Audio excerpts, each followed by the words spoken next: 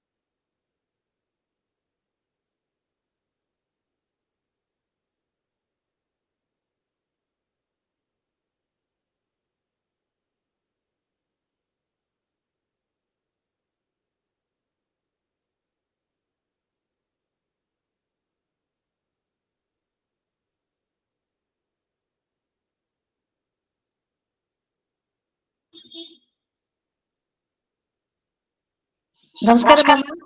నమస్కారం.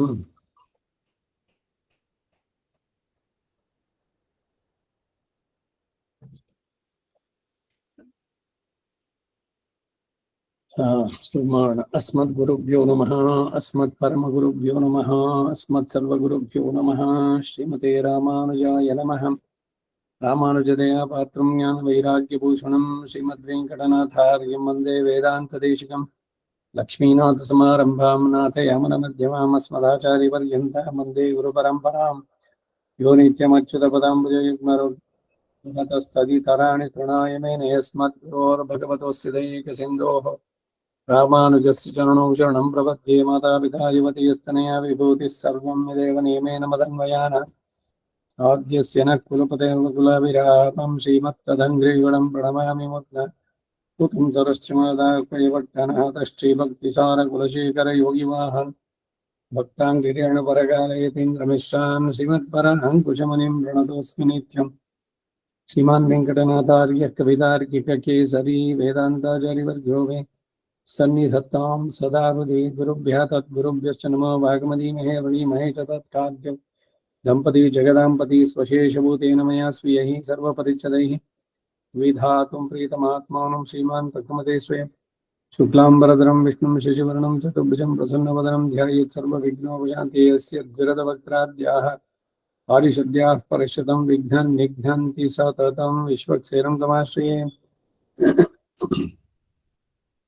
दिव्याकारं सरोजाक्षं शङ्खचक्रगदाधरं मुकुन्दद्वारनिलयं विश्वक्सेनोपास्महे ज्ञानानन्दमयं देवं निर्मलं स्फटिकाकृतिम् आधारं सर्वविद्यानां हयग्रीवमुपास्महे व्यासं वसिष्ठनप्तारं शक्तेः पौत्रमकल्मषं पराशरात्मजं वन्दे शुकधातं तपोनिधिं व्यासाय विष्णुरूपाय व्यासरूपाय विष्णवे नमो वै ब्रह्मनिधिये वासिष्ठाय नमो नमः अविकाराय शुद्धाय नित्याय परमात्मने सदैकरूपरूपाय विष्णवे सर्वजिष्णवे सम्यज्ञायकलापेन महता भारतेन च उपब्रह्मितवेदाय नमो व्यासाय विष्णवे मुनिं स्निग्धां बुधाभासं वेदव्यासमकल्मषं वेदव्यासं सरस्वत्यां वासं व्यासं नमाम्यहम् अचतुर्वदनो ब्रह्मा द्विवावरपरोरि अपारलोचनयम्भो भगवान् बादरायणः कृष्णं कमलपत्राक्षं पुण्यश्रवणकीर्तनं वासुदेवं जगद्योनिं नौमि नारायणं हरे कृष्णाय यादवेन्द्राय ज्ञानमद्राय योगिने नाथाय रुक्मिणीशाय नमो वेदान्तवेदिने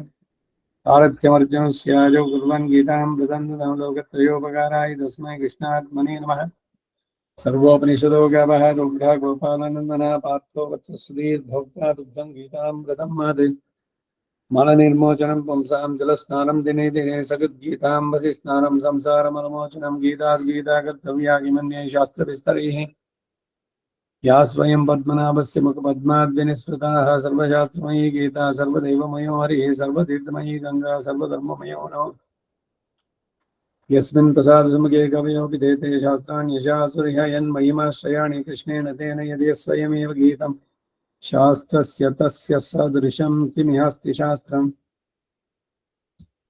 भीष्मद्रोणतडाजयत्रजला गान्धारनीलोत्पला शल्यग्रहावती कृपेण हिमीकर्णेन वेलाकुल विश्वत्थामकर्णघोरमकरा दुर्योधनावर्तिनी सोत्तीर्णः कल्पाण्डभैरनदी कैवर्तके केशवे नमोऽस्तु ते व्यासविशालबुद्धे पुल्लारविन्दायतपत्नेत्रायण त्वया भारततैलपूर्णः प्रज्वालितो ज्ञानमयप्रदीपः प्रपन्नपारिजाताय स्तोत्रवेत्रैकपाणये ज्ञानमुद्राय कृष्णाय गीतामृतदुहे नमः वसुदेवसुतं देवं कंसचाणूरमर्दनं देवकी परमानन्दं कृष्णं वन्दे जगद्गुरुं पाराशर्यवचः सरोजमवनं गीतार्थगन्धोत्कटं नानाख्यानककेसरम् हरिकथा सम्बोधनाबोधितं लोके सज्जनषट्पदैरारापेपीयमानं मुदा भूयात् भारतपङ्कजं कलिमलप्रध्वंसिन श्रेयसे मूकं करोति वाचालं पङ्गुं लङ्घयते गिरिं यत्कृपातमहं वन्दे परमानन्दमाधवम् यं ब्रह्मा वरुणेन्द्ररुद्रमरुतस्तुन्वन्ति दिव्यैस्तवैः हृदैः साङ्गपदक्रमोपनिषदैः गायन्ति यं सामगाः ध्यानावस्थिततद्गतेन मनसा पश्यन्ति यं योगिनो यस्यान्तं न विदुःसुरासुरगणा देवाय तस्मै नमः पार्थाय प्रतिबोधितां भगवता नारायणेन स्वयं व्यासेन ग्रथीतां पुराणमुनिना मध्ये महाभारतम् अद्वैतामृतवर्षिणीं भगवतीम् अष्टादशाध्यायिनीं मम तत्त्वाम् अनुसन्धदामि भगवद्गीते भवद्वेषिणीम् अष्टमैषी समेता श्रीकृष्णाय परब्रह्मणे नमः। अथ श्रीमद्भगवद्गीतासु उपनिषत्सु ब्रह्मविद्यायां योगशास्त्रे श्रीकृष्णार्जुनसंवादे विभूतियोगो नाम दशमाध्याय चतुर्थ पंचमः श्लोकः। बुद्धिर्ज्ञानमसम्मोहः क्षमा सत्यं दमः शमः सुखं दुःखं भवो भावो भयं च भयमेव च अहिंसा समदा तुष्टिस्तपोदानं यशो यशः भवन्ति भावा भूतानां मत्त एव पृथग्विदोः। ಇದಕ್ಕೆ ಭಾಷ್ಯವನ್ನ ನೋಡ್ತಾ ಇದ್ವಿ. ನಿನ್ನೆ ದಿವಸ ಒಂದೊಂದೇ ವಿಷಯಗಳನ್ನ ಹೇಳ್ತಾ ಬುದ್ಧಿ, ಜ್ಞಾನ, ಅಸಮೋಹ, ಕ್ಷಮ, ಸತ್ಯಂ, ದಮಃ, ಶಮಃ, ಸುಖಂ ದುಃಖಂ ಅನ್ನೋದ್ರಲ್ಲಿ ಬಂದಿದ್ವಿ. ಯಾವುದು ಸುಖ? ಸುಖ ದುಃಖ ಅನ್ನೋದೇನು? ಇವೆಲ್ಲ ಮನಸ್ಸಿನ ಭಾವನೆಗಳು. ಮನಸ್ಸಿನಲ್ಲಿ ನೀವು ಯಾರು ಸುಖಿ ಅಂತ ಅನ್ಕೊಂಡ್ರೆ ಸದಾ ಸುಖಿಗಳು ನೀವು. ಎಲ್ಲ ಇದ್ದು ನೀವು ದುಃಖಿ ಆದ್ರೆ ಅದು ನಿಮ್ಮ ಮನಸ್ಸಿನ ಭಾವ, ದುಃಖಿಯೇ ಆಗಿರ್ಬೋದು. ಸೊ ಮನಸ್ಸಿನಲ್ಲಿ ಬರುವಂತಹದ್ದು ಈ ಸಂವೇದನೆಗಳು, ಸುಖವೋ ದುಃಖವೋ. ಹಾಗಾದ್ರೆ ಯಾವುದು ಸುಖ ಅಂತಂದ್ರೆ ಆತ್ಮೋಜ್ಜೀವನ, ಇದಕ್ಕೆ ಅನುಕೂಲವಾದಂತ ಅನುಭವ ಮುಖ್ಯವಾಗಿ ಅದು ಸುಖ ರೂಪ ಅಂತ ಹೇಳ್ಬೋದು. ದುಃಖ ಅಂದ್ರೆ ಅದಕ್ಕೆ ಪ್ರತಿಕೂಲವಾದ, ಅದಕ್ಕೆ ಆಪೋಸಿಟ್. ಪುನಃ ಸಂಸಾರಗಳಿಂದಲೂ ಅದರಿಂದ ಉಂಟಾಗುವ ಕ್ಲೇಶಗಳಿಂದಲೂ ನರಕದ ಅನುಭವದಿಂದಲೂ ಉಂಟಾಗುವುದೇ ದುಃಖ. ಮುಂದಕ್ಕೆ ಭಾವಹ ಅಂತಂದ್ರೆ 15 ಭವನಂ ಆಗೋಣ ಅಂದರೆ ಅವಸ್ಥೆ. ಅನುಕೂಲ ಅನುಭವ ಹೇತುಕಂ ಮನಸೋ ಭವನಮಂ, ಸುಖರೂಪವಾದ ಅನುಕೂಲ ಅನುಭವಕ್ಕೆ ಕಾರಣವಾದ ಮನಸ್ಸಿನ ಅವಸ್ಥೆ ಅದು ಭವ. ಆದ್ದರಿಂದ ಭವಶಬ್ದಕ್ಕೆ ಉದ್ಧರ್ಷ ಎಂಬ ಅರ್ಥವನ್ನು ಹೇಳಬಹುದು. ಉತ್ಸಾಹ ಎಂಬ ಅಭಿಪ್ರಾಯವೂ ಆಗುತ್ತೆ. ಸುಖಾನುಭವವನ್ನು ಹೊಂದಲು ಬೇಕಾದ ಉತ್ಸಾಹವು ಭಾವಹ ಅನ್ನೋದ್ರಿಂದ ನಿರ್ಧರಿಸಲ್ಪಟ್ಟಿದ್ದು. ಏನೋ ನಾವು ಬದುಕಿದ್ದೀವಿ, ಏನೋ ಇರಬೇಕು, ಅದಕ್ಕೆ ತಿಂತೀವಿ, ಯಾವುದ್ರಲ್ಲೂ ಆಸಕ್ತಿ ಇಲ್ಲ. ಆ ಥರದಲ್ಲಿ ಬದುಕಿನಲ್ಲಿ ಏನ್ ಬದುಕಿ ಏನ್ ಸಾಧಿಸಿದ್ರಿ ಅಂತ ಯಾವುದ್ರಲ್ಲೂ ಇಲ್ಲ ಆಸಕ್ತಿ, ಏನೂ ಇಲ್ಲ, ಏನೂ ಬೇಡ, ಹೋಗ್ಲಿ ಏನು ಬೇಡ. ಹಾಗಾದ್ರೆ ಏನ್ ಬೇಕು? ಈ ತ್ರಿಶಂಕು ಸ್ಥಿತಿಗಿರ್ಬಾರ್ದು. ಪ್ರತಿದಿನ ಉತ್ಸಾಹಭರಿತರಾಗಿರ್ಬೇಕು.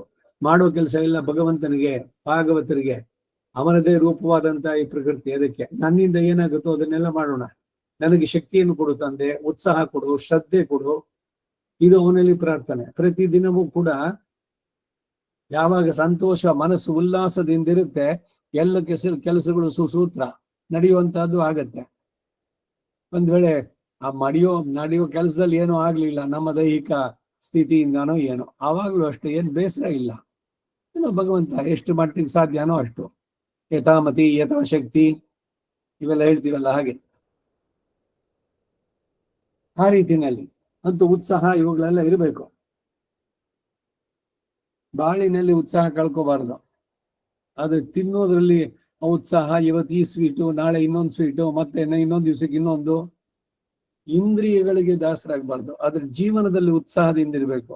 ಯಾವ್ದಕ್ ಬೇಕು ಉತ್ಸಾಹ?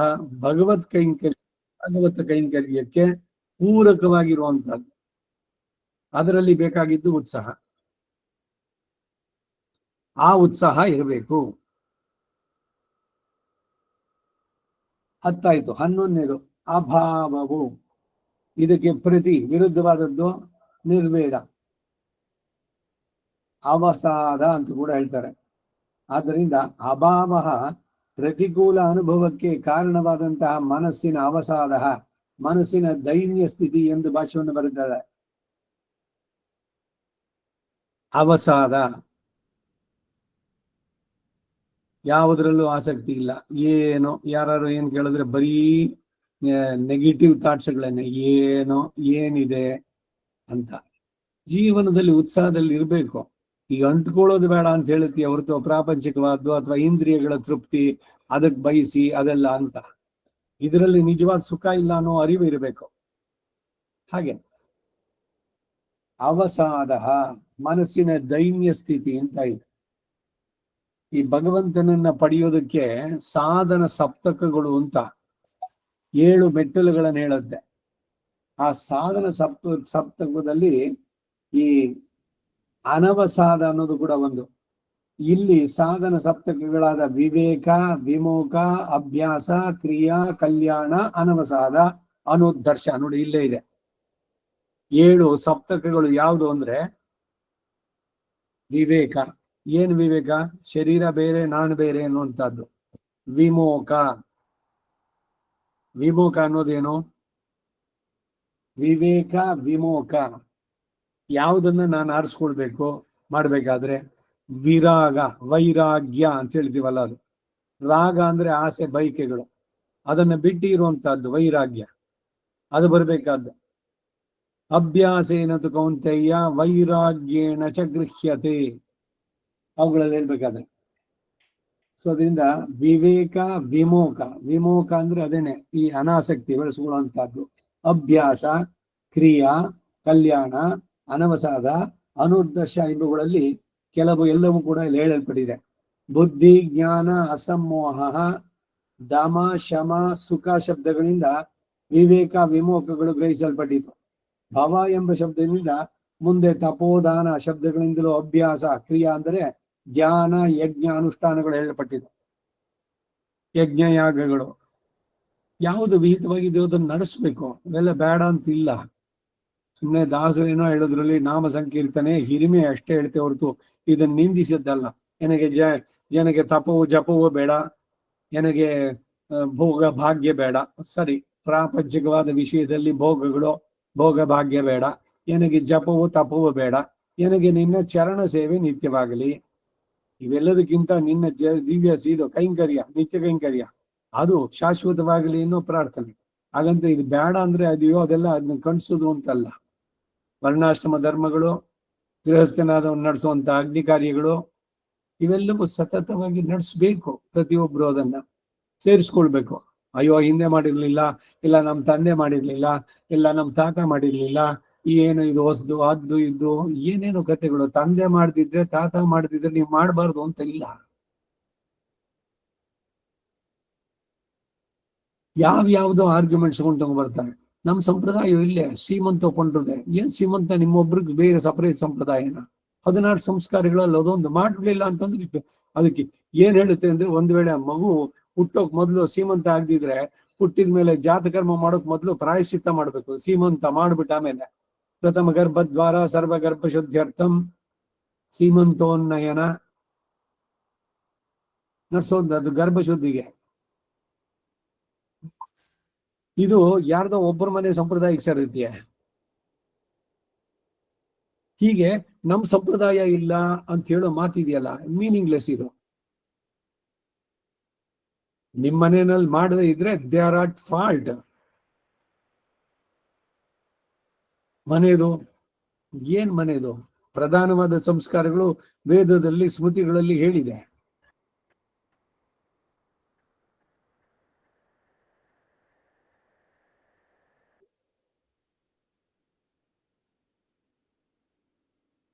ತಪೋದಾನ ಇವುಗಳಿಂದ ಧ್ಯಾನ, ಯಜ್ಞ, ಅನುಷ್ಠಾನ ಹೇಳಿಬಿಟ್ಟು ಸತ್ಯ, ಆರ್ಜವ, ದಯ, ದಾನ, ಅಹಿಂಸಾದಿಗಳೇ ಕಲ್ಯಾಣಗಳು.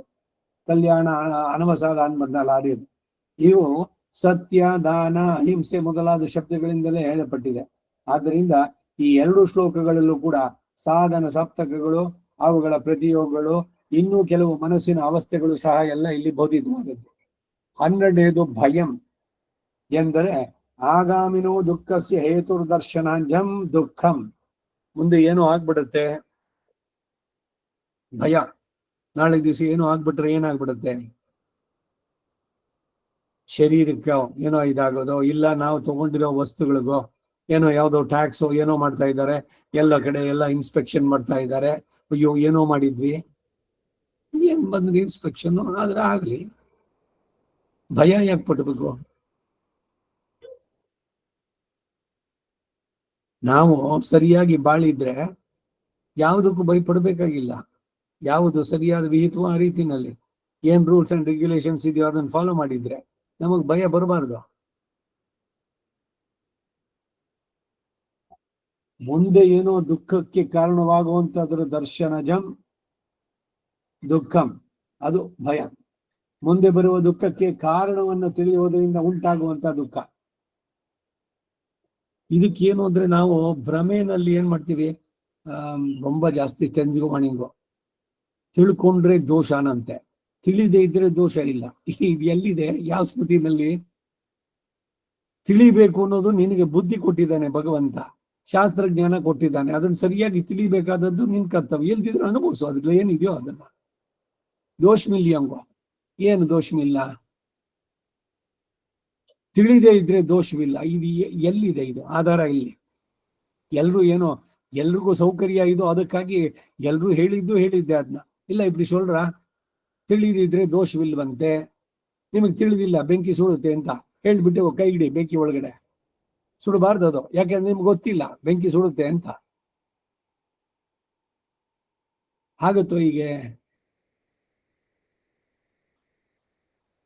ಅಜ್ಞಾನದ ಒಂದು ಶೇಡ್ ನಲ್ಲಿ ಇಟ್ಕೊಂಡ್ಬಿಟ್ಟು ನಮ್ಮ ಸೌಕರ್ಯಕ್ಕೆ ನಾವು ತಿರುಗಿಸ್ಕೊಂಡ್ಬಿಡೋದು ಎಲ್ಲದನ್ನು. ಶಾಸ್ತ್ರನ ಏನೋ ಆಯ್ತು, ದೋಷ ಮಿಲ್ಲೆ ಉಡೆ ಪರವಾಗಿಲ್ಲ, ದೋಷ ಮಿಲ್ಲೆ ಇಲ್ಲ ಅವಶೊಲ್ಲಿಂದ ಯಾರು ಹೋಗಿದ್ದಾರೋ ಅವರು ಯಾರೋ ಸ್ವಲ್ಪ ಏನೋ ಪುಸ್ತಕ ಬರೆದ್ರೋ ಇಲ್ಲ ಅಷ್ಟೋತ್ರಿ ಇರೋ ಇದಾಗಿದ್ರು ಅವ್ರ ಹೆಸರು ಹೇಳ್ಬಿಡೋದು. ಅವಶೊಲ್ಲಿಂದ ಪಿನ್ನೆ ಇಲ್ಲ ಒಂದು ದೋಷ ಮಿಲ್ಲಿ ಹಂಗೋ ಅವ್ರು ಹೇಳ್ಬಿಟ್ರೆ ಅದು ಆಧಾರನೇ, ಅದು ಶಾಸ್ತ್ರಕ್ಕೆ ಸಂಬಂಧವಾಗಿ. ಯಾವುದು ಸರಿ? ತಸ್ಮಾತ್ ಶಾಸ್ತ್ರಂ ಪ್ರಮಾಣಂತೆ ಕಾರ್ಯ ಕಾರ್ಯವು. ಯಾವುದು ಕಾರ್ಯ ಯಾವುದು ಅಕಾರ್ಯ ಅನ್ನೋದಕ್ಕೇನು ಪ್ರಮಾಣ? ಶಾಸ್ತ್ರ ಪ್ರಮಾಣ, ನಾಟ್ ದಿ ಇಂಡಿವಿಜುವಲ್ ಪರ್ಸನ್ಸ್. ಈಗ ನಾನು ಆಚರಣೆ ಮಾಡ್ತಾ ಇಲ್ಲ, ಅದರಿಂದ ಸ್ಮೃತಿನಲ್ಲಿ ಹೇಳಿದ್ದೆಲ್ಲ ಬೇಕಿಲ್ಲ ಅಂತ ಹೇಳಿದ್ರೆ ನಾನು ಮೂರ್ಖ. ನಾನು I am misleading you people. ನನಗ್ ಶಕ್ತಿ ಇಲ್ವೋ, ಆಚರಿಸ್ಲಿಲ್ವೋ, ಆದ್ರೆ ವಿಧಿ ಅಲ್ಲಿ ಏನಿದೆಯೋ ಅದನ್ನ ಹೇಳ್ಬೇಕು. ಯಾರಿಗ್ ಮಾಡೋಕ್ಕಾಗತ್ತೆ ಇವಾಗೆಲ್ಲ? ಎಲ್ಲ ಬೇಕಿಲ್ಲ ರೀ, ಇದು not necessary. Who gave you the permission ಎಲ್ಲ ಡಿಸೈಡ್ ಮಾಡೋಕೆ? ಹೀಗೆ ನಮ್ಮ ಮನಸ್ಸಿಗೆ ಬಂದಂತೆ ಹೆಂಗೋ ಶಾಸ್ತ್ರಗಳನ್ನು ತಿರುಗಿಸೋಕ್ ಆಗೋಲ್ಲ. ಶಾಸ್ತ್ರವೇನೆ. ಅದನ್ನ ಹೇಗ್ ತಿಳಿದಿದ್ದೀರಿ, ಎಷ್ಟು ತಿಳಿದಿದ್ದೀರಿ ಅನ್ನೋ ಹೋಗೋದು ತಿಳಿಯುತ್ತೆ ಅಷ್ಟೆ.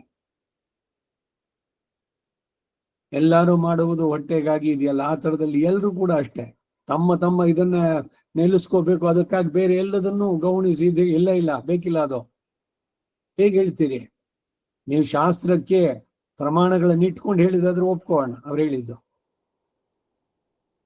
ಅದಿಲ್ಲದೆ ಇಲ್ಲ ಎಲ್ಲರೂ ಬಿಟ್ಬಿಟ್ಟಿದ್ರು, ಅದರಿಂದ ಮಾಡುವಂತಹದ್ದು ಲೋಕದಲ್ಲಿ ರೂಢಿನಲ್ಲೇ ಇಲ್ಲ. ಈಗ ಎಲ್ಲರೂ ಬಟ್ಟೆ ಬಿಚ್ಕೊಂಡು ಇರ್ಬೇಕಾದ್ರೆ ಅವ್ರ ಮಧ್ಯದಲ್ಲಿ ಬಟ್ಟೆ ಹಾಕ್ದವನ್ ಮೂರ್ಖ ಅಂತ ಒಂದು ಗಾದೆ ಬೇರೆ ಇದೆ. ಹಾಗೆ ಎಲ್ಲರೂ ಬಿಟ್ಬಿಟ್ಟಿದ್ದಾರೆ. ಈಗೆಲ್ಲರೂ ಸಂಧ್ಯಾವನ್ನೇ ಮಾಡ್ತಾ ಇಲ್ಲ.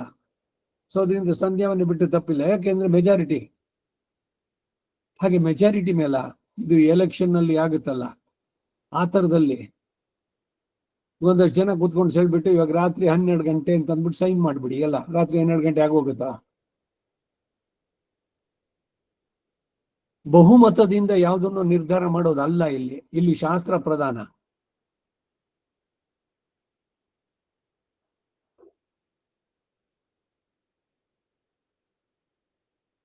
ಮುಂದೆ ಏನೋ ದುಃಖ ಉಂಟಾಗುತ್ತೆ, ಅದಕ್ಕೆ ಆಗಾಮಿನೋ ದುಃಖಸ್ಯ ಹೇತು ದರ್ಶನಜಂ ದುಃಖಂ ಅಂದ್ರು.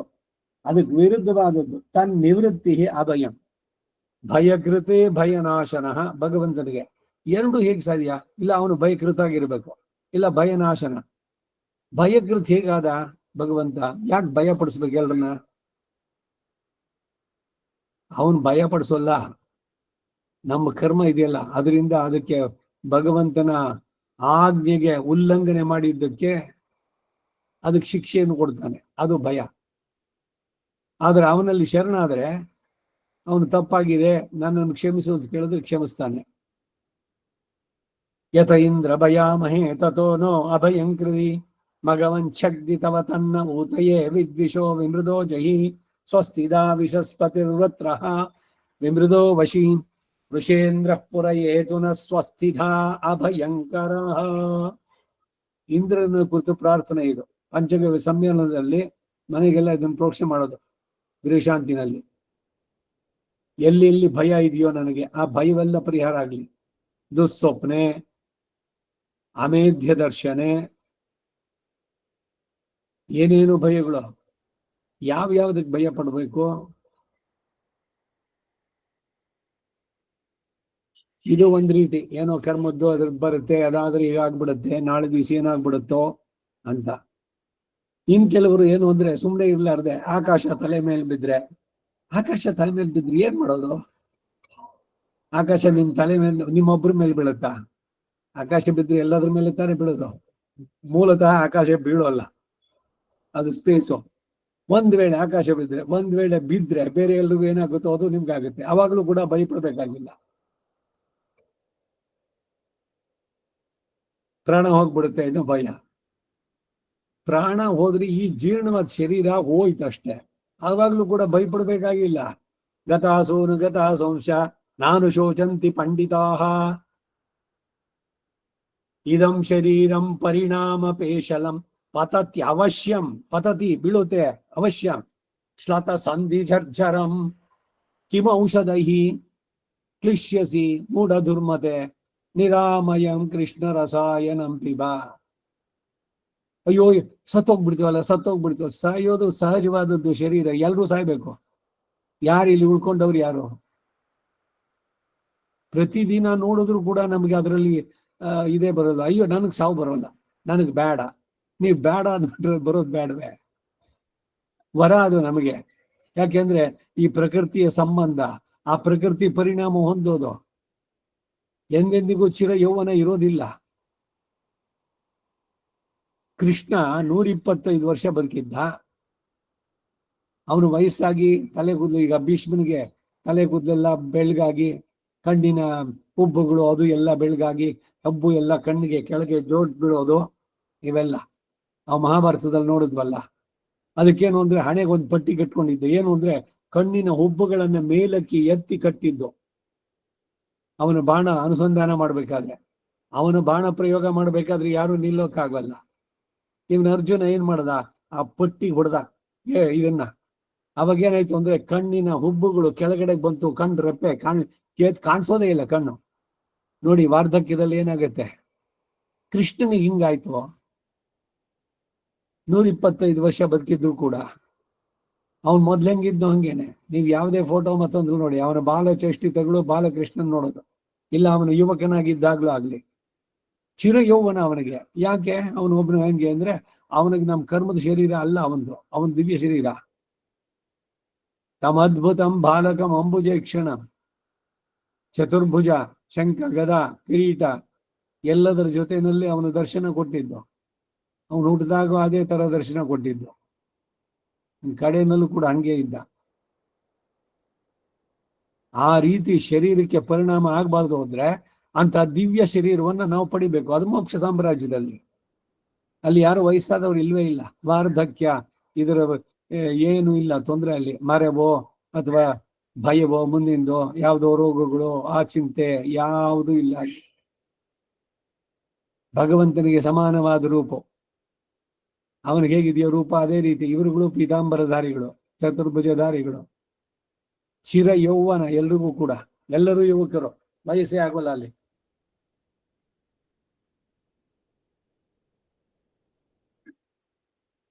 ಹಲ್ಲಿ ಕಂಡ್ರೆ ಭಯ. ಹಲ್ಲಿ ಕಂಡ್ರೆ ಭಯ ಯಾಕೆ? ಏನ್ ಹಲ್ಲಿ ನಿಮ್ಮನ್ ತಿನ್ನತ್ತಾ? ನಿಮ್ಮನ್ ಕಂಡ್ರೆ ಹಲ್ಲಿಗೆ ಭಯ ಇಲ್ವೇ? ಯಾಕೆ ಭಯ ಪಡ್ಬೇಕು ಅಲ್ಲಿಗೆ? ಏನೋ ಸಿದ್ಧಪಡಿಸಿದ ಆಹಾರ ಅದು, ಇದ್ರಲ್ಲೆಲ್ಲರೂ ಬಿದ್ದೋಗ್ಬಿಟ್ರೆ ಅದರಿಂದ ಎಲ್ರಿಗೂ ಕೆಲವೊಮ್ಮೆ ಅನರ್ಥ ಆಗೋದುಂಟು. ಅದು ವಿಷಪೂರಿತವಾಗತ್ತೆ ಅದು ಅಂತ. ಇಲ್ದಿದ್ರೆ ಏನ್ ಭಯಪಡ್ಬೇಕಾಗಲ್ಲ. ಜಿರ್ಲೆಗೆ ಭಯ. ಆ ಭಯ ಅನ್ನೋದು ಯಾಕೆ ಅನ್ನೋದನ್ನ ಸ್ವಲ್ಪ ವಿಶ್ಲೇಷಣೆ ಮಾಡಿ. ಯಾಕೆ ಇದೆ ಭಯ ಅನ್ನೋದು ಉಂಟಾಯ್ತು ಅಂತಂದ್ರೆ, ಛಾಂದೋಗ್ಯ ಉಪನಿಷತ್ತಿನ 7ನೇ ಪ್ರಪಾಠಕದಲ್ಲಿ ಹೇಳುತ್ತೆ. ಏನು? ಎಲ್ಲವೂ ಆಪಹ ಇದವ ಅಸಂಸಲೀಲನೇವ. ಎಲ್ಲ ಅವನ ಸೂಕ್ಷ್ಮ ರೂಪದಲ್ಲಿ ಅವನಲ್ಲೇ ಇದ್ರು. ಈಗ ಕಲ್ಪ ಹೇಗೆ ಎಲ್ಲ ಇತ್ತೋ, ಇವೆಲ್ಲ ಸೃಷ್ಟಿ ಲೋಕಗಳು ಎಲ್ಲ ಹಾಗೆ ಎಲ್ಲವೂ ಸೂಕ್ಷ್ಮ ರೂಪದಲ್ಲಿ ಅವನಲ್ಲಿದ್ದಾಗ ಇದು ಎಷ್ಟು ಕಾಲ ಇತ್ತು ಅಷ್ಟೇ ಕಾಲ. ಅದುವೆ 50% ಇದು, ಅದು 50%. ಈಗ ಒಂದು ದಿವಸ ಅಂದ್ರೆ 12 ಗಂಟೆ ಬೆಳಗ್ಗೆ, 12 ರಾತ್ರಿ, ಅಹೋರಾತ್ರ. ಆ ತರದಲ್ಲಿ ಸೃಷ್ಟಿ ಕಲ್ಪ ಎಷ್ಟು ಇದೆಯೋ ಅದೇ ಅಷ್ಟೇ ಸಮಯ ಆ ರಾತ್ರಿನೂ ಇರೋದು. ಅಂಧಕಾರ ಏನೂ ಇರೋಲ್ಲ ಅಲ್ಲಿ. ನಾ ಸದಾಸಿ ಇನ್ನೋ ಸದಾಸಿ ತದಾನಿ. ಅವನೊಬ್ನೇ ಇದ್ದ. ಎಲ್ಲವನ್ನು ತನ್ನ ಉದರದಲ್ಲಿ ಇಟ್ಕೊಂಡು ಒಂದು ಆಲದೆಲೆಯ ಮೇಲೆ, ನೆಗ್ರೋದ ಆಲಮಾಮರತಿ ನಿಲೆ ಮೇಲ್ ಒಂದು ಬಾಲಕನಾಯಿ ಮಲಗಿದ್ದ. ಅವನೊಬ್ನೇ ಇದ್ದಿದ್ದು, ಏನೂ ಇರ್ಲಿಲ್ಲ ಅಲ್ಲಿ. ಹಾಗೆ ಮಲಗಿದ್ದ ಒಂದು ಕಲ್ಪ. ಆಮೇಲೆ ಏನಾಯ್ತಂತೆ ಗೊತ್ತಾ? ಸೋಬಿಭೇತ್. ಅವನಿಗೆ ಭಯವಾಯ್ತಂತೆ ಭಗವಂತನಿಗೆ. ಭಗವಂತನಿಗೆ ಭಯ ಆದ್ಮೇಲೆ ಏನಾಯ್ತು ಅಂತಂದ್ರೆ, ಭಗವಂತ ವಿಚಾರ ಮಾಡಿದಂತೆ, ನನಗೆ ಭಯ. ಈಗ ಭಯ ಏನಾಗ್ಬೇಕು? ನನಗಿಂತ ಯಾರೋ ಶಕ್ತಿವಂತನ ಇದ್ದಾನೆ, ಅವನಿಂದ ನನಗೆ ದೈಹಿಕವಾಗಿ ಏನಾದ್ರು ತೊಂದರೆ ಆಗ್ಬೋದು ಅನ್ನೋ ಭಯ. ಇಲ್ಲ ಅವನ ಅಧಿಕಾರದಲ್ಲೋ ಮತ್ತೊಂದ್ರಲ್ಲೋ ಇದೆ, ಅವನಿಗೇನೋ ಇದೆ, ನನಗೇನು ಇಲ್ದು ನಿರಪರಾಧಿ ಆದ್ಮೇಲೆ ನನಗೇನು ಇದನ್ನ ಹಾಕಿ ಒಂದು ಶಿಕ್ಷೆ ಅಂತ ನಿರಪರಾಧಿಗೆ ಅವನು ಅಪರಾಧಿ ಅಂತ ಸಾಬೀತು ಮಾಡಿ ನನಗೆ ಎಲ್ಲಿ ಮಾಡ್ಬಿಡ್ತಾನೋ, ಅದಕ್ಕೆ ಇವರ ಸಹವಾಸವೇ ಬೇಡ, ಅದಕ್ಕೆ ಭಯಪಡುವಂತಹದ್ದು ಹೀಗೆಲ್ಲ. ಭಗವಂತನಿಗೆ ನನಗೆ ಅಧಿಕಾರ ಶಕ್ತಿವಂತನೋ ಅಥವಾ ಇನ್ನೊಬ್ಬ ಇದ್ರೆ ಇನ್ನೊಂದು ಶಕ್ತಿ, ಅದಕ್ಕೆ ನಾವು ಭಯಪಡಬೇಕು. ನನಗೆ ಸಮರೇ ಇಲ್ಲ, ಇನ್ನು ಅಧಿಕಾರ ಎಲ್ಲಿಂದ ತರೋದು? ನಿಸ್ಸಮ ಬೇದಿಕ. ಹೀಗೆ ಭಗವಂತ ಯಾವಾಗ ವಿಚಾರ ಮಾಡಿದ್ನೋ ಅವಾಗ ಅವನ ಭಯ ಹೋಗ್ಬಿಡ್ತಂತೆ. ಸೋಬಿಬೇತ ಆ ಉಲ್ಲೇಖ ಬರಬೇಕಾದ್ರೆ, ಚಾಂದೋಗ್ಯ ಉಪನಿಷತ್ತಿನ ಭಾಷ್ಯ ಆಯ್ತಲ್ಲ, ಅದ್ರಲ್ಲಿ ಬರ್ಬೇಕಾದ್ರೆ ಆ ಕಾರಣದಿಂದಲೇ ಇವತ್ತಿಗೂ ಕೂಡ ಯಾರು ಒಬ್ಬೊಬ್ಬರೇ ಇದ್ರೆ ಅವ್ರಿಗೆ ಭಯ. ಈಗ ದೇವಸ್ಥಾನ ದೊಡ್ಡದಾಗಿದೆ ತಮಿಳ್ನಾಡಿನಲ್ಲಿ, ಇದರಲ್ಲಿ ದಿವ್ಯಕ್ಷೇತ್ರಗಳು ಅನ್ನೋದಕ್ಕೂ ಕೂಡ ಅಷ್ಟು ದೊಡ್ಡದು. ಇವ್ರು ಬೆಳಗಾದ ತಕ್ಷಣ ಹೋಗೋದು ಇಲ್ಲ, ರಾತ್ರಿ ಅಲ್ಲಿ ಎಲ್ಲ ಆಗಿ ಬಾಗ್ಲೆಲ್ಲ ಹಾಕೊಂಡು ಎಲ್ಲ ಮಾಡ್ಕೊಂಡು ಬರಬೇಕು. ಆ ಪ್ರಧಾನದ ಗೋಪುರದ ಹತ್ರಕ್ಕೆ ಬರೋಕೆ ಅಲ್ಲಿಂದ ಬರಬೇಕು, ಎಲ್ಲ ಸುತ್ತಲೂ ಕತ್ತಲು, ಭಯ. ಯಾಕೆ? ಯಾವುದೋ ದುಷ್ಟ ಜಂತುಗಳು, ಹಾವೋ ಮತ್ತೊಂದು ಚೇಳೋ ಯಾವುದೋ ಬಂದ್ಬಿಟ್ರೆ ಅಂತ. ಒಳಗಿರೋನು ಭಗವಂತ ನಮ್ಮ ರಕ್ಷಕ ಇದ್ದಾನೆ ಅಂತ ಅಂದ್ಬಿಟ್ಟು ಪೂರ ಕಾನ್ಫಿಡೆನ್ಸ್ ಇದ್ರೆ ಈ ಭಯ ಏನು ಬರೋದಿಲ್ಲ. ಮನುಷ್ಯನಿಗೆ ಯಾಕೆ ಭಯ ಬಂತು ಅನ್ನೋದನ್ನ ಅಲ್ಲಿ ಉಲ್ಲೇಖ ಹೇಳುತ್ತೆ. ಅದಕ್ಕೆ ಭಯಕ್ಕೇನು ಅಂತಂದ್ರೆ ವಿಚಾರ ಮಾಡಿ, ಯಾತಕ್ಕಾಗಿ ಭಯ ಅಂತ. ಆ ಭಯ ಹೋಗೋದಕ್ಕೆ ಅದಾಗತ್ತೆ. ತನ್ನಿವೃತ್ತಿ ಅಭಯಂ, ಅಂತಹ ಭಯದಿಂದ ನಿವೃತ್ತಿ.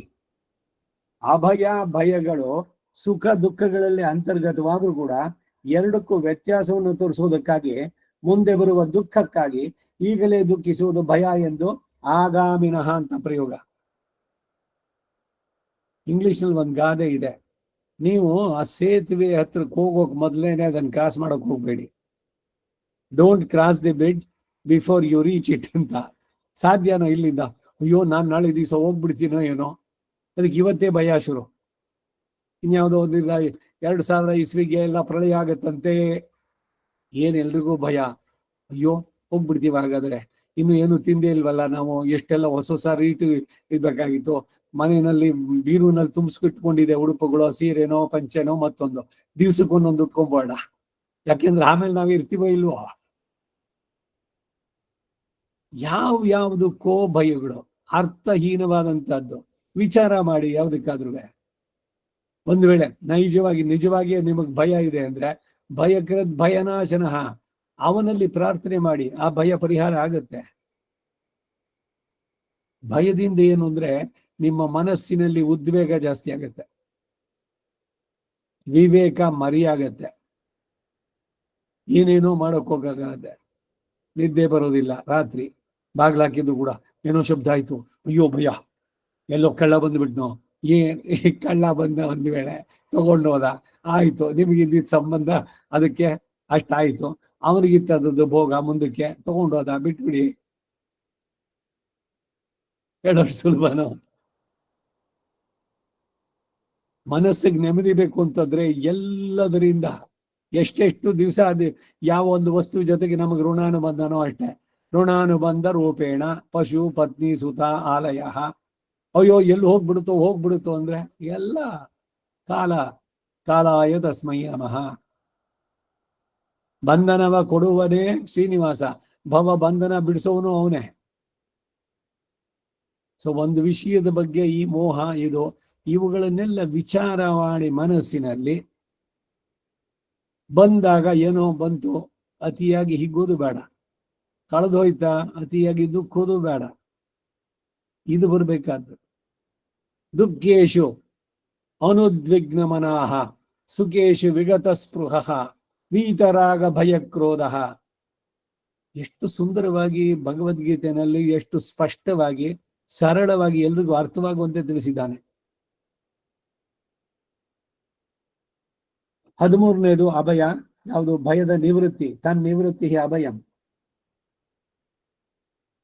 14 ಅಹಿಂಸಾ, ಅಂದರೆ ಪರದುಃಖ ಹೇತುತ್ವಂ, ಇತರರ ದುಃಖಕ್ಕೆ ಕಾರಣವಾಗದೇ ಇರೋದು ಅಹಿಂಸಾ. ಹಿಂಸೆ ಮಾಡದೇ ಇರೋದು ಅಂತಲ್ಲ, ಹಿಂಸೆ ಮಾಡದೇ ಇರೋದು ಆಗತ್ತೆ, ಆದರೆ ಇನ್ನೊಬ್ಬರ ದುಃಖಕ್ಕೆ ನಾನು ಕಾರಣವಾಗಬಾರದು. ಸರ್ವೇ ಭವಂತು ಸುಖಿನಃ, ಎಲ್ಲರೂ ಸುಖವಾಗಿರ್ಲಿ. ಸರ್ವೇ ಸಂತು ನಿರಾಮಯಾಹ, ಎಲ್ಲರೂ ಎಲ್ಲ ರೀತಿಯ ರೋಗಗಳಿಂದ ಬಿಡುಗಡೆಯನ್ನು ಪಡೆಯಲಿ. ಸರ್ವೇ ಭದ್ರಾಣಿ ಪಶ್ಯಂತು ಮಾ ಕಶ್ಚಿತ್ ದುಃಖ ಭಾಗ್ ಭವೇತ್, ನಾನು ಇನ್ನೊಬ್ಬರಿಗೆ ದುಃಖಕ್ಕೆ ಕಾರಣಕರ್ತನ ಆಗದೆ ಇರಲಿ. ಅದು ಇನ್ನೊಬ್ಬರಿಗೆ ದುಃಖಕ್ಕೆ ಕಾರಣವಾಗದೆ ಇರೋದು ಇದೆಯಲ್ಲ, ಇದು ನಿಜವಾಗ್ಲೂ ಅಹಿಂಸೆ. ಅಹಿಂಸಾ ಪರಮೋ ಧರ್ಮ. ಕಾಯ ವಾಚ ಮನಸ, ಇನ್ನೊಬ್ಬರಿಗೆ ದುಃಖವನ್ನ ನಾವು ಉಂಟು ಮಾಡೋದು ಬೇಡ, ದೊಡ್ಡವರು ಚಿಕ್ಕವರು ಯಾರೇ ಆಗಲಿ. 15 ಸಮತಾ, ಅಂದರೆ ಆತ್ಮನಿ ಸುಹೃತ್ ವಿಪಕ್ಷೇಶು ಚ ಅರ್ಥಾನರ್ಥಯೋ ಸಮಮತಿತ್ವಂ. ತನಗಾಗಲಿ ತನ್ನ ಸ್ನೇಹಿತರಿಗೆ ಆಗಲಿ ತನಗೆ ಶತ್ರುಗಳೇ ಆಗಿರುವರೇ ಆಗಲಿ ಇಷ್ಟ ಅನಿಷ್ಟಗಳು ಪ್ರಾಪ್ತವಾದರೂ ಒಂದೇ ವಿಧವಾದ ವಿಕಾರ ಹೊಂದದ ಬುದ್ಧಿಯನ್ನ ಉಳ್ಳವಂತದ್ದು. ಈಗ ನಿಮ್ಮ ಶತ್ರುಗಳು, ಅವನಿಗೇನೋ ಕಷ್ಟ ಬಂತು, ಎಷ್ಟು ಖುಷಿ ಆಗ್ಬಿಡುತ್ತೆ ಗೊತ್ತಾ.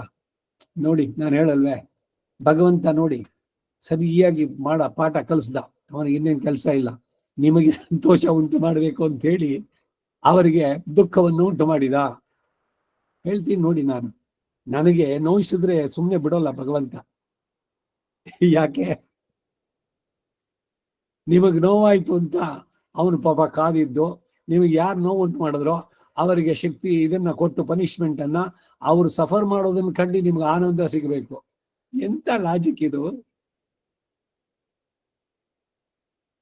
ತನಗಾಗಲಿ ತನ್ನ ಸ್ನೇಹಿತರಿಗೆ ಆಗಲಿ ಅಥವಾ ತನ್ನ ಶತ್ರುಗಳಿಗೆ ಆಗಲಿ ಇಷ್ಟ ಅನಿಷ್ಟಗಳು ಪ್ರಾಪ್ತವಾದ್ರೂ ಕೂಡ ಒಂದೇ ವಿಧವಾದ ವಿಕಾರ ಹೊಂದದ ಬುದ್ಧಿ ಉಳ್ಳಂತಹದ್ದು ಇದೆಯಲ್ಲ, ಇದು ಸಮತ್ವ.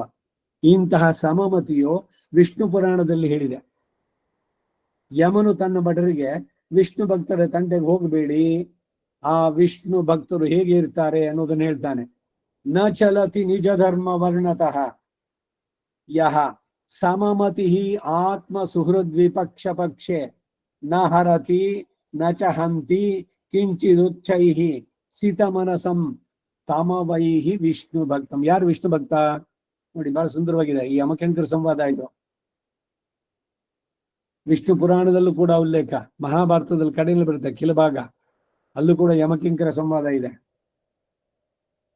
ವಿಷ್ಣು ಭಕ್ತರು ಯಾರು ಅಂತಂದ್ರೆ ಅದೇ ಆತ್ಮ ಸುಹೃದ್ವಿ ಪಕ್ಷೆ, ಪಕ್ಷದಲ್ಲಿ ಸಮಮತಿಯೇ ಸಮತಾ ಎಂಬ ವ್ಯಾಖ್ಯಾನ ಮಾಡಿದ್ದಾರೆ.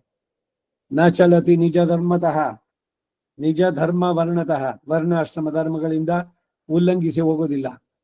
ಇದೆಲ್ಲ ಏನು ಬೇಕಿಲ್ಲ ಅಂತಲ್ಲ, ಶ್ರದ್ಧೆಯಿಂದ ಅದನ್ನ ಸರಿಯಾಗಿ ತಿಳಿದು ಯಥಾಶಕ್ತಿ ಆಚರಿಸ್ತಾ ಬರುವಂತಹದ್ದು. ಯಹ ಸಮಮತಿ ಆತ್ಮ ಸುಹೃತ್ ವಿಪಕ್ಷ ಪಕ್ಷೆ, ನನಗೆ ಯಾವುದು ಸುಖವೋ ನನ್ನ ಮಿತ್ರಗಳಿಗೂ ಅವರಿಗೆ ಸುಖವಾಗಲಿ, ಹಾಗೇನೆ ನನ್ನ ಶತ್ರುಗಳಿದಾರಲ್ಲ ಅವ್ರಿಗೂ ಸುಖವನ್ನೇ ಬಯಸುವಂತಹದ್ದು. ಎಲ್ಲರಲ್ಲೂ ಕೂಡ ಆ ಮತಿ ಇರಬೇಕು, ಸಮಮತಿ. ನಹರತಿ ನ ಚಹಂತಿ ಕಿಂಚಿದುಚ್ಚೈಹಿ ಸೀತ ಮನಸಂ ತಮ ವೈಹಿ ವಿಷ್ಣು ಭಕ್ತ. ಅವನು ನಿಜವಾದ ವಿಷ್ಣು ಭಕ್ತ. ಶತ್ರುಗಳಿಗೂ ಕೂಡ ಕೆಟ್ಟದ್ದನ್ನ ಬಯಸದೇ ಇರುವಂತವನು. ಪ್ರತೀಕಾರದ ಬುದ್ಧಿ ಒಂದು ಸ್ವಲ್ಪನೂ ಇರಬಾರದು. ಹಿಂದೇನೋ ಒಂದ್ಸಲ ಹೇಳಿದ್ದೆ ನಾನು, ಈ ದ್ರೌಪದಿ ತನ್ನ 5 ಜನ ಮಕ್ಕಳನ್ನ ಈ ಅಶ್ವತ್ಥಾಮ ಕೊಂದನಲ್ಲ, ಆಗ ಭೀಮ ಅರ್ಜುನ್ ಇಬ್ರು ಹೋಗಿ ಅವನ್ ತಲೆ ತೆಗೆದು ಬಿಡ್ತೀವಿ ಅಶ್ವತ್ಥಾಮಂದು ಅಂತ ಹೊರಟ್ರು. ಆ ಕ್ಷಣದಲ್ಲಿ ಹೇಳ್ತಾಳೆ, ಬೇಡ, ನೀವು ಗುರುಪುತ್ರನನ್ನ ಕೊಲ್ಲಬೇಡಿ. ಯಾಕೆ ಅಂದ್ರೆ ಈಗ ನನ್ನ ಮಕ್ಕಳನ್ನ ಕಳ್ಕೊಂಡು ನಾನು ದುಃಖಿಸ್ತಾ ಇದ್ದೀನಲ್ಲ, ಈ ದುಃಖ ಆ ದ್ರೋಣನ ಪತ್ನಿ ಕೃಪಿಗೆ ಬರೋದು ಬೇಡ, ಅಶ್ವತ್ಥಾಮನ ತಾಯಿಗೆ. ಕೃಷ್ಣ ಮೊದ್ಲು ಹೇಳ್ದ, ಯಾಕೆ ಈ ಸೇಡು? ಅವನ್ ರಕ್ತ ತಂದು ನಿನ್ ತಲೆಗೆ ಹಚ್ಚಿದ ಮೇಲೇನೆ ನಾನು ಕಟ್ತೀನಿ ಮುಡಿನ, ಇಲ್ಲಿ ತನಕ ನಾನು ಹಂಗೆ ಬಿಟ್ಟಿರ್ತೀನಿ. ಎಲ್ಲ ಬೇಡ. ಆಯ್ತು, ಏನೋ ಹಿಂದಿನ ಯಾವ್ದೋ ಜನ್ಮದಲ್ಲಿ ಮಾಡಿದ ಕರ್ಮ ಅಂತ ಹೇಳ್ಬಿಟ್ಟು ಅದನ್ನ ಬಿಟ್ಬಿಡು. ಇವಕ್ಕೆಲ್ಲ ಉಲ್ಲೇಖಗಳನ್ನು ಕೊಡ್ತಾರೆ, ಜಸ್ಟಿಫಿಕೇಶನ್ ಶಾಸ್ತ್ರದಲ್ಲಿ.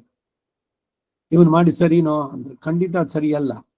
ಆದ್ರೆ ಅದಕ್ಕೆ ಪ್ರತೀಕಾರವಾಗಿ ಸೇಡು, ಅದಕ್ಕಾಗಿ ಪ್ರತಿ ದ್ವೇಷ, ಮತ್ತೆ ಅದಕ್ಕೆ ತಗೊಳ್ಳಿ. ಮಹಾಭಾರತದಲ್ಲಿ ಎಲ್ಲ ಅದೇ ತಾನೆ, ಎಲ್ಲ ಒಬ್ಬೊಬ್ರ ಕಥೆನೂ ಅದೇ. ಕೌರವ ಪಾಂಡವರು ಪ್ರಧಾನವಾದ್ರು ಕೂಡ ಈಗ ದ್ರುಪದನಿಗೂ ದ್ರೋಣನಿಗೂ ಒಬ್ಬೊಬ್ರಿಗೂ ಬಂದಿದ್ದೇನೆ. ಅದರಿಂದ ಈ ಒಬ್ಬರ ಮೇಲೆ ದ್ವೇಷ ಸಾಧಿಸೋದು, ಆ ಪ್ರತೀಕಾರ, ಅದೆಲ್ಲ ಬಿಟ್ಬಿಡ್ಬೇಕು ನಾನು. ಇದು ನಮ್ಮ ಪೂರ್ವಾಚಾರ್ಯ ಇವುಗಳಿಂದ ಕಥೆಗಳಿಂದ ಕಲಿಬೇಕಾದ. ಕೂರತಾಳ್ವನ್ ಕತೆ ಹಿಂದೆನೂ ಒಂದ್ಸಲ ಹೇಳಿತ್ತು. ಕಣ್ಣು ನಿನ್ಗೆ ಯಾಕೆ ಹೋಯ್ತು ಅಂತಂದ್ರು.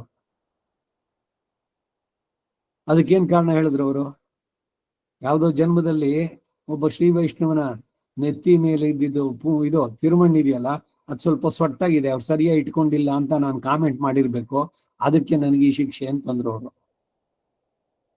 ಆಮೇಲೆ ಇವ್ರ ಕಣ್ಣು ಹೋಗೋದಕ್ಕೆ ಕಾರಣವಾದವನು ಆ ನಲ್ಲಾನ್ ಅಂತ, ನಲ್ಲಾನ್ ಚಕ್ರವರ್ತಿ ಅಂತ ಹೇಳ್ತೀವಲ್ಲ, ಅವನೊಬ್ಬ ಶ್ರೀ ವೈಷ್ಣವ. ಅವನೇನೆ ಆ ಇವನಿಗೆ ಚೋಳ ರಾಜನಿಗೆ ಹೇಳ್ಕೊಟ್ಟಿದ್ದು, ಕ್ರಿಮಿಕಂಠ ಚೋಳ ಇದ್ನಲ್ಲ ಅವನಿಗೆ, ಇವರು ಒಬ್ಬೊಬ್ಬರ ಹತ್ರನು ನೀನ್ ಸಹಿ ಮಾಡಿಸ್ಬೇಡ, ಸಹಿ ಆಗ್ಬೇಕು, ಶಿವಾತ್ ಪರತರಂ ನಾಸ್ತಿ ಅಂತ ಬರೆದ್ಬಿಟ್ಟು ಅದ್ರ ಕೆಳಗಡೆ ಎಲ್ರು ಸಹಿ ಮಾಡ್ಬೇಕು. ಒಬ್ಬೊಬ್ರು ಹಿಡಿಯೋ ಬದ್ದು ಇವರಿಗೆಲ್ಲ ಗುರು ಒಬ್ಬ ಇದ್ದಾನೆ ರಾಮಾನುಜ ಅಂತ, ಅವನನ್ನು ಹಿಡ್ಕೊ, ಅವನ್ ಸೈನ್ ಮಾಡಿದ್ರೆ ಅವರೆಲ್ಲ ಫಾಲೋಯರ್ಸ್ ಎಲ್ಲ ಒಪ್ಕೊಳ್ತಾರೆ ಅಂತ. ಹಾಗಾಗಿ ರಾಮಾನುಜರಿಗೆ ಸಂದೇಶವನ್ನ ಅವನು ಇವನ್ ಕಳ್ಸ್ಕೊಡ್ತಾನೆ, ಆಸ್ಥಾನಕ್ಕೆ ಬರ್ಬೇಕು ಅಂತ. ಈ ಸಮಾಚಾರ ಕೂರತಾಳ್ವನಿಗೆ ಗೊತ್ತಾಗತ್ತೆ. ಅವರು ರಾಮಾನುಜನ್ ಈ ಕ್ಷಣ ನೀನು ಬಿಟ್ಬಿಡು, ಈ ಚೋಳನಾಡಿಂದ ಹೊರಟು ಮೇಲ್ನಾಡಿಗೆ ಹೊರಟ್ಬಿಡು ಅಂತ. ಅಂದ್ರೆ ದಕ್ಷಿಣದಿಂದ ಸ್ವಲ್ಪ ಉತ್ತರಕ್ಕೆ, ಅಂದ್ರೆ ಕರ್ನಾಟಕಕ್ಕೆ. ಅವರು ಬಂದ್ರು ಮೇಲ್ಕೋಟೆಗೆ.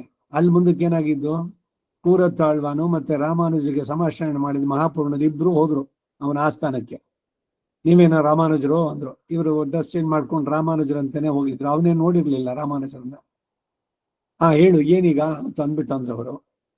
ಇಲ್ಲಿ ನಾನೊಂದು ಡಿಸಿಷನ್ ಕಳ್ಸಿದ್ದೀನಿ, ನನ್ನ ರಾಜ್ಯದಲ್ಲಿ ಶಿವನೇ ಸುಪ್ರೀಂ ಅಂತ ಒಪ್ಕೊಳ್ಬೇಕು, ಎಲ್ರು ಸಹಿ ಮಾಡ್ಬೇಕು. ಮಾಡದೇ ಇದ್ರೆ ಅದು ಯಾವುದೇ ಧರ್ಮ ಮತ ಇರ್ಲಿ ಅವ್ರ ಕಣ್ ಕಿತ್ತಾಕ್ತೀನಿ ನಾನು, ಇದು ನನ್ನ ರೂಲು ಅಂತ.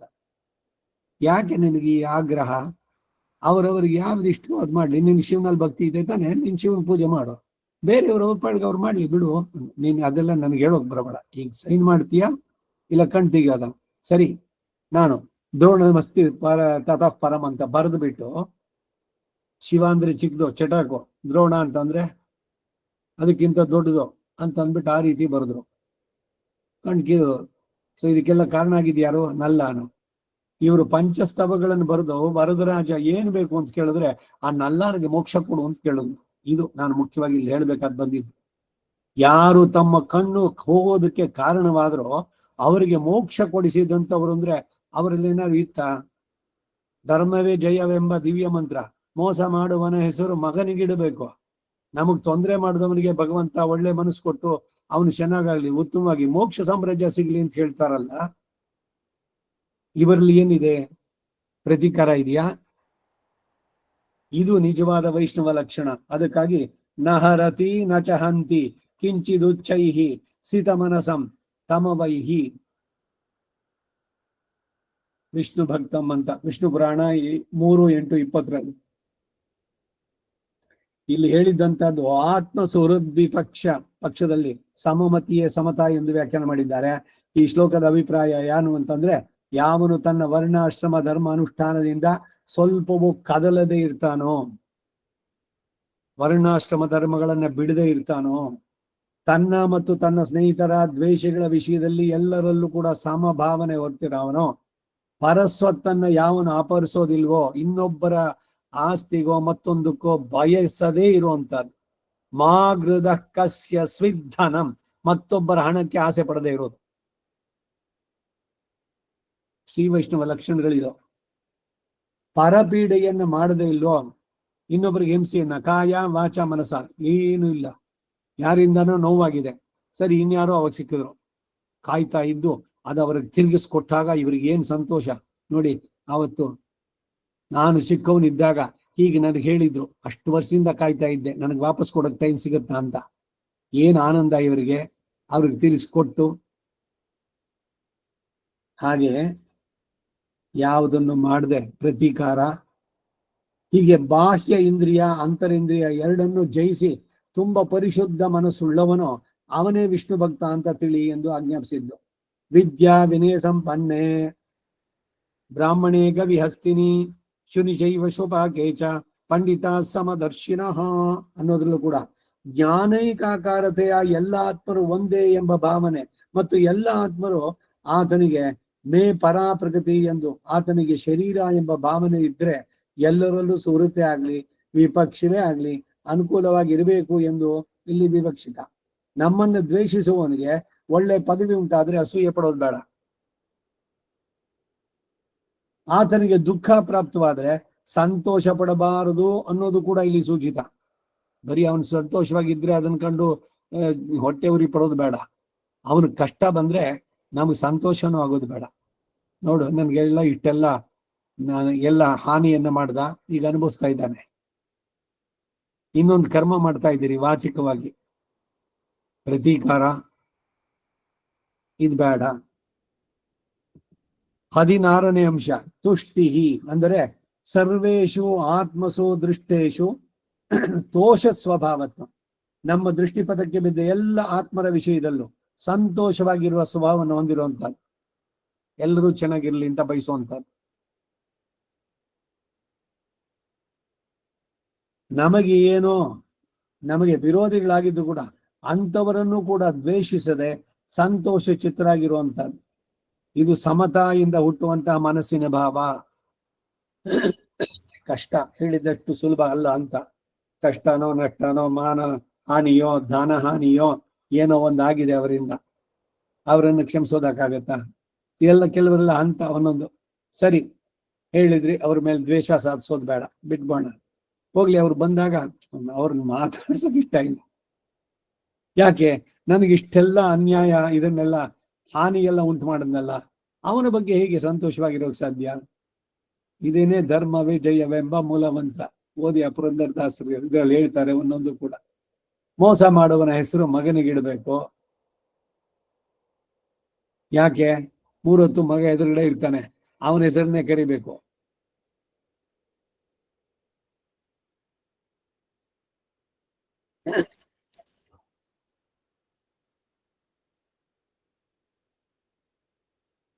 ಅಸಮತ ಎನ್ನುವುದು ಹೀಗೆ, ದ್ವೇಷಿಸದೆ ಸಂತೋಷ ಚಿತ್ತರಾಗಿರೋದು. ಭಗವಂತ ಅವನು ಚೆನ್ನಾಗಿಟ್ಟಿರ್ಲಿ, ಏನೋ ನನ್ನ ಕರ್ಮ ಯಾವುದರಲ್ಲೋ ಮಾಡಿದ್ದಕ್ಕೆ ಅವನು ಕಾರಣಕರ್ತನಾದ, ನನಗೆ ಈ ದುಃಖವನ್ನು ನೋವನ್ನು ಉಂಟು ಮಾಡಿದ್ದು, ಭಗವಂತ ಅವನನ್ನ ಕ್ಷಮಿಸು. 17ನೇದು ತಪಃ ಅಂದರೆ ಶಾಸ್ತ್ರೀಯೇ ಭೋಗ ಸಂಕೋಚ ರೂಪ ಕಾಯಕ್ಲೇಶ.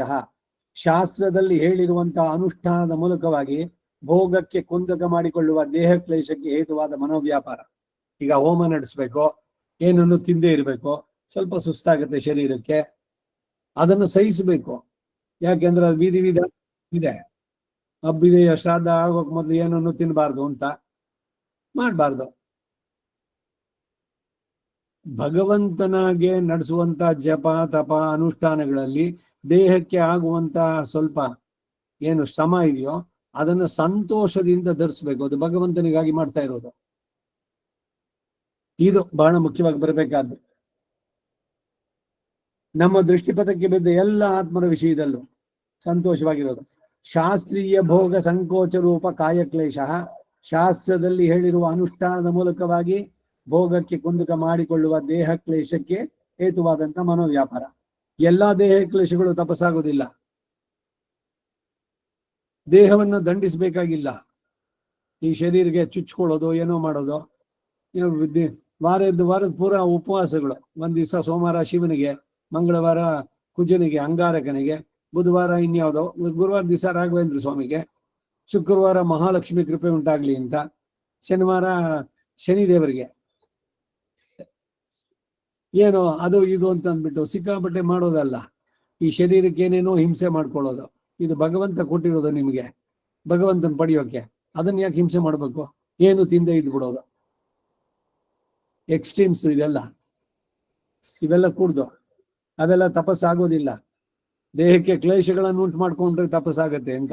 ಹಾಗಂತ ಸುಮ್ಮನೆ ಅಯ್ಯೋ ನನ್ನ ಶರೀರಕ್ಕೆ ಇದಾಗತ್ತೆ ಅಂತ ನನಗೆ ಯಾವಾಗ್ಲೂ ಕುಶನ್ನೇ ಇರಬೇಕು, 7 ಸುಪ್ಪತ್ತಿಗೆ ಮೇಲೆ ಮಲಗಿರ್ಬೇಕು, ಹಾಗೆ ಅತಿಯಾಗಿ ಪೂಜಿಸೋದಲ್ಲ. ಅದು ಬರೀ ವಾಹನಕ್ಕೆ ಹೆಂಗಿರ್ಬೇಕು ಅಷ್ಟಿರ್ಬೇಕು, ಸರಿಯಾಗಿರ್ಬೇಕು, ಪರ್ಫೆಕ್ಟ್ ಆಗಿರ್ಬೇಕು. ಶರೀರ ಭಗವಂತನ ಪಡೆಯೋದಕ್ಕೆ ಸಾಧನ. ಶರೀರವೇ ನಾವಲ್ಲ, ಶರೀರದ ಭೋಗವೇ ಜೀವನದ ಗುರಿ ಅಲ್ಲ. ಹಾಗಂತ ಪೂರ್ಣವಾಗಿ ನಿಕೃಷ್ಟ ಮಾಡೋದು ಅಲ್ಲ. ಎರಡಕ್ಕೂ ಸಮತೋಲನ ಬೇಕು. ಶರೀರ ಇದ್ರೆ ತಾನೇ ನೀವೇನಾದ್ರು ಸಾಧಿಸೋದಕ್ಕೆ ಸಾಧ್ಯವಾಗೋದು.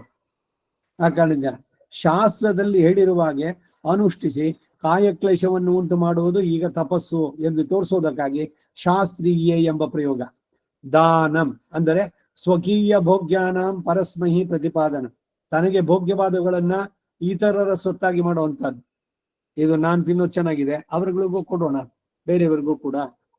ಮನೆಯಲ್ಲಿ ಮತ್ತೆ ಮುಂದಕ್ಕೆ ಯಾರು ಬರ್ತಾರೆ ಅವರುಗಳಿಗೆ ಬೇರೆಯವರು ಕೊಟ್ಟು ಅವರು ತಿನ್ನೋದ್ರಲ್ಲಿ ಸಂತೋಷ, ನಾನು ತಿಂದೇ ಇದ್ರು ಪರವಾಗಿಲ್ಲ ಅಂತ.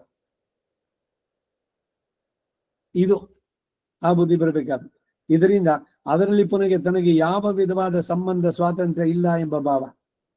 ಯಾರಿಗೆ ಒಂದು ವಸ್ತುವನ್ನು ಕೊಟ್ಟ ಮೇಲೆ ನಾಮ ಸಂಬಂಧ ತ್ಯಾಗ, ಅದು ನಂದಲ್ಲ, ನಾನು ನಿಂಗೆ ಕೊಟ್ಟ ಮೇಲೆ ಅದು ನಿಂದು, ನೀನಾರು ಇಟ್ಕೋ, ತೆಗೆದಾರು ಬಿಸಾಕು, ಇಲ್ಲ ನನ್ನ ಮುಂದೆನೆ ಅದನ್ನ ಚೂರು ಮಾಡಿ ಬಿಸಾಕ್ತೀರೋ ಏನೋ ಮಾಡು, ಅದ್ರ ಬಗ್ಗೆ ಏನು ಕಾಮೆಂಟ್ ಮಾಡಲ್ಲ. ಅಯ್ಯೋ ನಾ ಕೊಟ್ಟಿದ್ದನ್ನು ನೋಡಿ ತೆಗೆದು ಹಾಕ್ಬಿಟ್ರು, ಈಗ ಕೊಟ್ಟಿದ್ದವ್ರಿಗೆ ಗಮನನೇ ಇಲ್ಲ ರೀ, ದುಡ್ಡು ಬೇಕಾದಷ್ಟಿದೆ ಅವ್ರಿಗೆ, ನಾವು ಕೊಟ್ಟಿದ್ದೆಲ್ಲ ಏನು, ಅದು ದುಃಖ ಬೇರೆ. ಎಲ್ಲ ತೆಗೆದ್ರು ಆ ಕಡೆ ಪಕ್ಕಕ್ಕೆ ಇಟ್ರು. ಒಂದ್ಸಲಿ ನಾ ಕೊಟ್ಟಿದ್ದು ಒಂದ್ಸಲಿ ನೋಡ್ಬಾರ್ದಾಗಿತ್ತ? ಏನೆಲ್ಲ ಬೈಕೆಗಳು. ನೀವು ಕೊಡ್ಬೇಕು ಅಂತ ಮನಸ್ಸು ಬಂತ, ಕೊಟ್ಟು ಮರ್ತು ಬಿಡಿ, ಯಾಕೆ ಜ್ಞಾಪಿಸ್ಕೊಳ್ತೀರಿ ಮತ್ತೆ? ನಾನು ಅವ್ರಿಗೆ ಕೊಟ್ಟಿದ್ದು ನಿಮಗೆ ಕೊಟ್ಬಿಟ್ರ ಅವರು? ನಾ ಕೊಟ್ಟಿದ್ದೇನೆ ಅವ್ರ ಕೆಲಸದವ್ರು ಕೊಟ್ಬಿಟ್ರು. ಅವಳಿಗೆ ಅಗತ್ಯ ಆಯ್ತು, ಇವ್ರಿಗೆ ಬೇಕಿರ್ಲಿಲ್ಲ, ಅದು ಕೊಟ್ರು, ಸದುಪಯೋಗ ಆಯ್ತು. ಅವಳು ಉಪಯೋಗಿಸ್ತಾ ಇದ್ದಾಳೋ ಇಲ್ವೋ? ನೀವು ಕೊಟ್ಟಿದ್ದಾಯ್ತಲ್ಲ, ಮತ್ತೆ ಯಾಕೆ ನಿಮ್ಗೆ ಅವರೇ ಕೊಟ್ರು, ಇನ್ನೊಬ್ರು ಕೊಟ್ರು, ಅವರೇ ಇಟ್ಕೊಂಡ್ರು, ಇಲ್ಲ ಬಿಸಾಕಿದ್ರು? ಯಾವ್ದ್ರ ಬಗ್ಗೆನೂ ತಲೆ ಕೆಡ್ಸ್ಕೋಬಾರದು. ಆಮೇಲೆ ಇನ್ಯಾವುಗಳೊಂದಿಗೆ ನಾ ಕೊಟ್ಟಿದ್ನಲ್ಲ ಉಪಯೋಗಿಸ್ತಾ ಇದ್ದೀರಾ? ಏನು ನೀವು ಕೊಡ್ಲೇ ಇಲ್ವಲ್ಲ, ಹಾಗಾರೆ ಇನ್ನೂ ನಿಮ್ಗೆ ನೀವು ಕೊಟ್ಟಿದ್ದನ್ನು ನಾನು ಉಪಯೋಗಿಸ್ತಾ ಇದ್ದೀನೋ ಇಲ್ವೋ ಅನ್ನೋದ್ರ ಬಗ್ಗೆ ಅಂತಂದಾಗ ಕೊಟ್ಟು ಮರೆಯಿರಿ. ಅದಕ್ಕೆ ಏನು ಅಂತಂದ್ರೆ, ನಾವು ಬೇರೆಯವರಿಂದ ಪಡೆದಿದ್ದನ್ನು ಬೇಗ ಮರೆತು ಬಿಡ್ತೀವಿ, ನಾವು ಕೊಟ್ಟಿದ್ದನ್ನು ನಾವು ಮರೆಯೋದಿಲ್ಲ. ಅಷ್ಟು ವರ್ಷಗಳ ಹಿಂದೆ ಅವನ ಮದುವೆನಲ್ಲಿ ಅಥವಾ ಅವನ ಉಪನಯನದಲ್ಲಿ ಅದನ್ನ ನಾನು ಕೊಟ್ಟಿದ್ದೆ ಅಂತ ಹೇಳಿದ್ರೆ ನೀವು ಕೊಡ್ಲೇ ಇಲ್ಲ. ಯಾಕೆಂದ್ರೆ ಇನ್ನೂ ನಿಮಗೆ ಅದು ನಾನು ಕೊಟ್ಟಿದ್ದು ಅನ್ನೋ ಇದೆಯಲ್ಲ, ಅಟ್ಯಾಚ್ಮೆಂಟ್, ಅದೇನೆ ಆ ಸಂಬಂಧ. ಅದಿದ್ದಾಗ ಅದು ಪೂರ್ಣ ಕೊಟ್ಟಂತ ಆಗ್ಲಿಲ್ಲ. ಕೊಟ್ಟ ಮೇಲೆ ಮರ್ತು ಬಿಡ್ಬೇಕು, ತಗೊಂಡೋಗಿ ಜ್ಞಾಪಿಸ್ಕೋಬೇಕು. ಎಷ್ಟೋ ವರ್ಷಗಳಾದ್ಮೇಲೆ ನೀವೇ ಕೊಟ್ಟಿದ್ದು ಹಿಂದೆ ಅದನ್ನ, ಹೌದಾ? ಇವ್ರಿಗೆ ಅದು ನೆನಪು ಇಲ್ಲ, ಹೌದಾ, ಸರಿ ಸಂತೋಷ ಅಷ್ಟೇ. ಹೌದಾ, ನಾನೇ ಕೊಟ್ಟಿದ್ದ, ಉಪಯೋಗಿಸ್ತಾ ಇದ್ದೀರಾ? ಇದು ಬೇಡ. ಸಂಪ್ರದದೆ ನಮಃ ನಮಮ, ಅವನ್ ಸ್ವೀಕಾರ ಮಾಡಿದ್ನಲ್ಲ, ನಾನು ಕೊಟ್ಟಿದ್ದನ್ನ ನಾವು ಉದ್ಧಾರ ಆಗಿದ್ದು, ಅದು ಬೇಡ. ನಿಮ್ ಕೊಟ್ಟಿದ್ದನ್ನ ಅವ್ನು ಸ್ವೀಕಾರ ಮಾಡೋದು ಸಿಕ್ಕಿದ್ನಲ್ಲ, ಅದಕ್ಕೆ ನೀವು ಅವರಿಗೆ ಗ್ರಾಟಿಟ್ಯೂಡ್ ಇರಬೇಕು, ನಿಮಗೆ ಕೃತಜ್ಞತಾ ಭಾವ ಸ್ವೀಕರಿಸಿದ್ನಲ್ಲ ಅಂತ. ನೀವು ಕೊಟ್ರೆ ತಗೊಳ್ಳೋರೆ, ಇಲ್ದಿದ್ರೆ ಯಾರು ಕೊಡ್ತೀರಿ?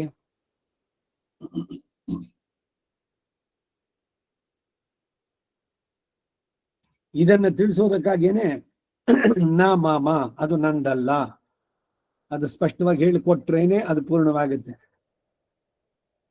ಆದ್ದರಿಂದ ದಾನ ಕೊಟ್ಟುದರ ಪ್ರತಿಗ್ರಹವು ತುಂಬಾ ದೋಷವಾಗಿ ಭಾವಿಸಲ್ಪಡುತ್ತೆ. ದಾನ ಕೊಟ್ಟಿದ್ದನ್ನ ಮತ್ತೆ ಪ್ರತಿಗ್ರಹ ಮಾಡಬಾರ್ದು. ನೃಗೋಪಾಖ್ಯಾನದಲ್ಲಿ ಇದು ವ್ಯಕ್ತ. ನೃಗ ಅಂದ್ರೆ ಒಂದು ಓತಿಕೇತ ಆಗಿದ್ದು ಒಬ್ಬ ರಾಜ. ಎಲ್ಲ ಹಿಂದೆ ಒಂದ್ಸಲಿ ಕತೆ ಹೇಳಿತ್ತು. ಯಾರಿಗೋ ದಾನ ಕೊಟ್ಟಿದ್ದ ಒಂದು ಹಸು, ಅದು ಆ ಮಂದೆ ಎಲ್ಲರೂ ಒಬ್ಬೊಬ್ರಿಗೂ 100-200 ಹಸುಗಳನ್ನ ಅವ್ನು ಕೊಟ್ಟಿದ್ದು. ಅದೆಲ್ಲೋ ತಪ್ಪಿಸ್ಕೊಂಡು ಇನ್ಯಾವ್ದ್ರಲ್ಲೋ ಸೇರ್ಬಿಟ್ಟಿತ್ತು. ಇವ್ನು ನೋಡ್ಲಿಲ್ಲ, ಇನ್ನೊಂದ್ ಸೆಟ್ಟು ದಾನ ಮಾಡ್ದ. ಆ ಮೊದಲು ದಾನ ಮಾಡಿದವನು ಆ ಹಸು ನಂದದು ಅಂತಂದ. ಇವನು 2ನೇ ಸಲ ಇದನ್ನ ಕೊಟ್ಬಿಟ್ಟಿದ್ದಾನೆ. ಆ ಚರ್ಚೆ ಇಬ್ಬರಲ್ಲೂ ಕೂಡ. ರಾಜ ಹೇಳ್ದ, ಅದಕ್ಕೆ ಬದಲಾಗಿ ನಾನು ಬೇರೆ 100 ಕೊಡ್ತೀನಿ. ಇಲ್ಲ ನನಗೆ ಅದೇ ಹಸು ಬೇಕು ಅಂತ. ಅವನು ನನಗ್ ಕೊಟ್ಟಿದೀಯ, ನಾನು ವಾಪಸ್ ಕೊಡಲ್ಲ ಅವನಿಗೆ ಅಂತ. ಈ ಜಗಳದಲ್ಲಿ ಇದರಲ್ಲಿ ಏನಾಯ್ತು ಅಂದ್ರೆ, ಒಂದ್ಸಲಿ ಕೊಟ್ಟ ದಾನವನ್ನ ಮತ್ತೆ ಕೊಟ್ಟ ಅನ್ನೋದಕ್ಕಾಗಿ ಇವನಿಗೆ ಓತಿಕೇತ ಮೃಗೋಪಾಖ್ಯಾನ ಅದ್ರಲ್ಲಿ ತಿಳಿಸುವಂಥದ್ದು. ಎಷ್ಟು ಸೂಕ್ಷ್ಮ ಒಂದೊಂದು ಕೂಡ ಅಂತ. ಇತರರು ತನ್ನಲ್ಲಿ ಇಟ್ಟರು ಎಂದು ಕೊಟ್ಟ ಹಣವನ್ನು ಕೊಡೋದು, ಇತರರು ಮಾರ್ಗದಲ್ಲಿ ಬೀಳಿಸಿಕೊಂಡು ಹೋದ ಹಣವನ್ನು ತೆಗೆದು ಅನ್ಯರಿಗೆ ಕೊಡೋದು, ಅದು ಕೂಡ ದಾನವಾಗುವುದಿಲ್ಲ ಎಂದು ತಿಳಿಸೋದಕ್ಕಾಗಿ ಸ್ವಕೀಯ ಅನ್ನೋ ಶಬ್ದ. ಯಾರದನ್ನು ತೆಗೆದ್ಬಿಟ್ಟು ಯಾರಿಗೋ ಕೊಟ್ಬಿಡೋದು, ದಾನ ಮಾಡ್ಬಿಡೋದು. ಅವ್ರ ಹತ್ರ ಇದ್ದಿದ್ದು ಇವ್ರು ಅವ್ರ ಮುಂದೆ ತೆಗೆದ್ಬಿಟ್ಟು, ನಿಮ್ದೇನೆ, ನಾನು ಅವ್ರಿಗೆ ಕೊಟ್ಬಿಟ್ಟಿದ್ದೀನಿ ನೋಡಿ, ಇವರೇನೆ ಮಹಾನ್, ಅವ್ರದ್ದೇನೆ ಅದನ್ನ. ನೀವ್ ಯಾರೋ ಅವ್ರದನ್ನ ಕೊಡೋದಕ್ಕೆ ಅವ್ರಿಗೆ ಬೇಕಿದ್ರೆ ಅವರೇ ಕೊಡೋರು ನೇರವಾಗಿ. ಯಾರ್ದನ್ನ ತಗೊಂಡು ಇನ್ಯಾರಿಗೋ ಕೊಟ್ಬಿಟ್ಟು ಅದು ದಾನ ಏನು ನೀವು ಮಾಡಿಸಿದ್ದು ಅಂತಾನ? ಈ ರೀತಿ ಆಗ್ಬಾರದು. ತನ್ನದೇ ಆಗಿದ್ರು ಕೂಡ ಭೋಗ್ಯವಲ್ಲದ ಕೊಳೆತ ಬಾಳೆಹಣ್ಣನ್ನ, ಹಳಸಿದ ಅನ್ನ ಮುಂತಾದವುಗಳನ್ನು ಕೊಡುವುದು ದಾನವಾಗುವುದಿಲ್ಲ ಅಂತ ತಿಳಿಸೋದಕ್ಕಾಗಿ ಭೋಗ್ಯಾನ ಅನ್ನೋ ಪದ, ಒಂದೊಂದೇ ಪದಗಳು. ತಾಂಬೂಲ ಕೊಡ್ಬೇಕು ಇದ್ರ ಜೊತೆಗೆ. ಆ ಮನೆಯಲ್ಲಿ ಯಾವಾಗಲೂ ತಂದಿದ್ದು ಒಣಗೋಗಿದೆ 2 ವೀಳ್ಯದೆಲೆ, ಅದಕ್ಕೆ ಒಂದು ಅಡಿಕೆನೋ ಇದನ್ನೋ ಇಟ್ಟು, ಇಲ್ಲ ಇವಾಗ್ಲಿಂದ ಇದ್ರಲ್ಲಿ ಬರುತ್ತಲ್ಲ ಪೇಪರ್, ಇದ್ರಲ್ಲಿ ಅದನ್ನ ಇಟ್ಬಿಟ್ಟು ಕೊಡೋದು. ಆ ಒಣಗಿದ ಎಲೆ ಕೊಟ್ಟವ್ರು ತಗೊಂಡು ಏನ್ ಮಾಡ್ಬೇಕು ಅದನ್ನ? ಇಲ್ಲ ತಾಂಬೂಲದ ಜೊತೆ ಕೊಡಬೇಕಲ್ಲ. ತಾಂಬೂಲ ಕೊಡೋದಾದ್ರೆ ಫ್ರೆಶ್ ಹಸು ಇದು ಎಲೆನ ತಗೊಂಡು ಅದನ್ನ ಕೊಡಿ. ಮನೆಯಲ್ಲಿ ಎಲ್ಲ ಒಣಗೋಗಿದೆ, ಅದ್ ನಿಮ್ಗೆ ಬಿಸಾಕೋಕ್ ಬದಲು ಅದೇ ದಾನ ಮಾಡೋದೆ. ಈ ತರದ್ದೆಲ್ಲ ನಮಗೆ ಅನುಭವಗಳಲ್ವೇ? ಇದೆಯಾ ವಿಳ್ಳೆದೆಲೆ ಕೊಡಿ, ಇಲ್ದಿದ್ರೆ ಹೇಳಿ ತಾಂಬೂಲ ಅದ್ರದ್ದು ಏನೋ ಮುರಿಗೋಗಿತ್ತು ಒಣಗೋಗಿತ್ತು ಅಂತ ಹೇಳ್ಬಿಟ್ಟು ಅದ್ರ ಪ್ರತಿಯಾಗಿ ಒಂದು ಕಾಯಿನು. ಈಗೇನು ಒಂದು ಎಲೆಗೆ ₹1 ಏನೋ ಇವಾಗ. ಆ ಬಾಳೆ ಎಲೆ, ಸುಳಿ ಬಾಳೆ ಎಲೆಗೆ ₹3 ಸಿಗ್ತಾ ಇತ್ತು, ಇವಾಗ ₹10 ಒಂದೆಲೆ. ಯಾವ್ದಕ್ಕೆ ಏನೇನು ವಿಧಾನಗಳಿದೆಯೋ ಅದನ್ನ ಮಾಡ್ಬೇಕು. ಅದಕ್ಕೆ ಏನೇನೋ ಪರ್ಯಾಯಗಳು, ಅದಕ್ಕೆ ಪ್ರತಿಯಾಗಿ ಅಕ್ಷತೆ ಹಾಕ್ಬಿಡೋದು. ಏನೇನು ವಿಧಿ ವಿಧಾನಗಳಿದೆಯೋ ಅದಕ್ಕೆ ಸರಿಯಾಗಿ ನಡೆಸ್ಬೇಕು. ದಾನ ಮಾಡೋದ್ರಲ್ಲಿ, ಇವುಗಳೆಲ್ಲ ಕೊಡೋದ್ರಲ್ಲಿ ಎಲ್ಲ ಬಹಳ ಬಹಳ ಸೂಕ್ಷ್ಮವಾದಂತಹದ್ದು. ಕೊಟ್ಟ ನಂತರವೂ ಅದರಲ್ಲಿ ಸಂಬಂಧ ಇಡಿಸುವಂತಹದ್ದಿದ್ರು ಅದು ದಾನವಾಗೋದಿಲ್ಲ ಅಂತಾರೆ. ಅದ್ ಹೇಳೋದಕ್ಕಾಗಿ ಪರಸ್ಮೈ ಪ್ರತಿಪಾದನ ಅನ್ನೋ ಪ್ರಯೋಗ.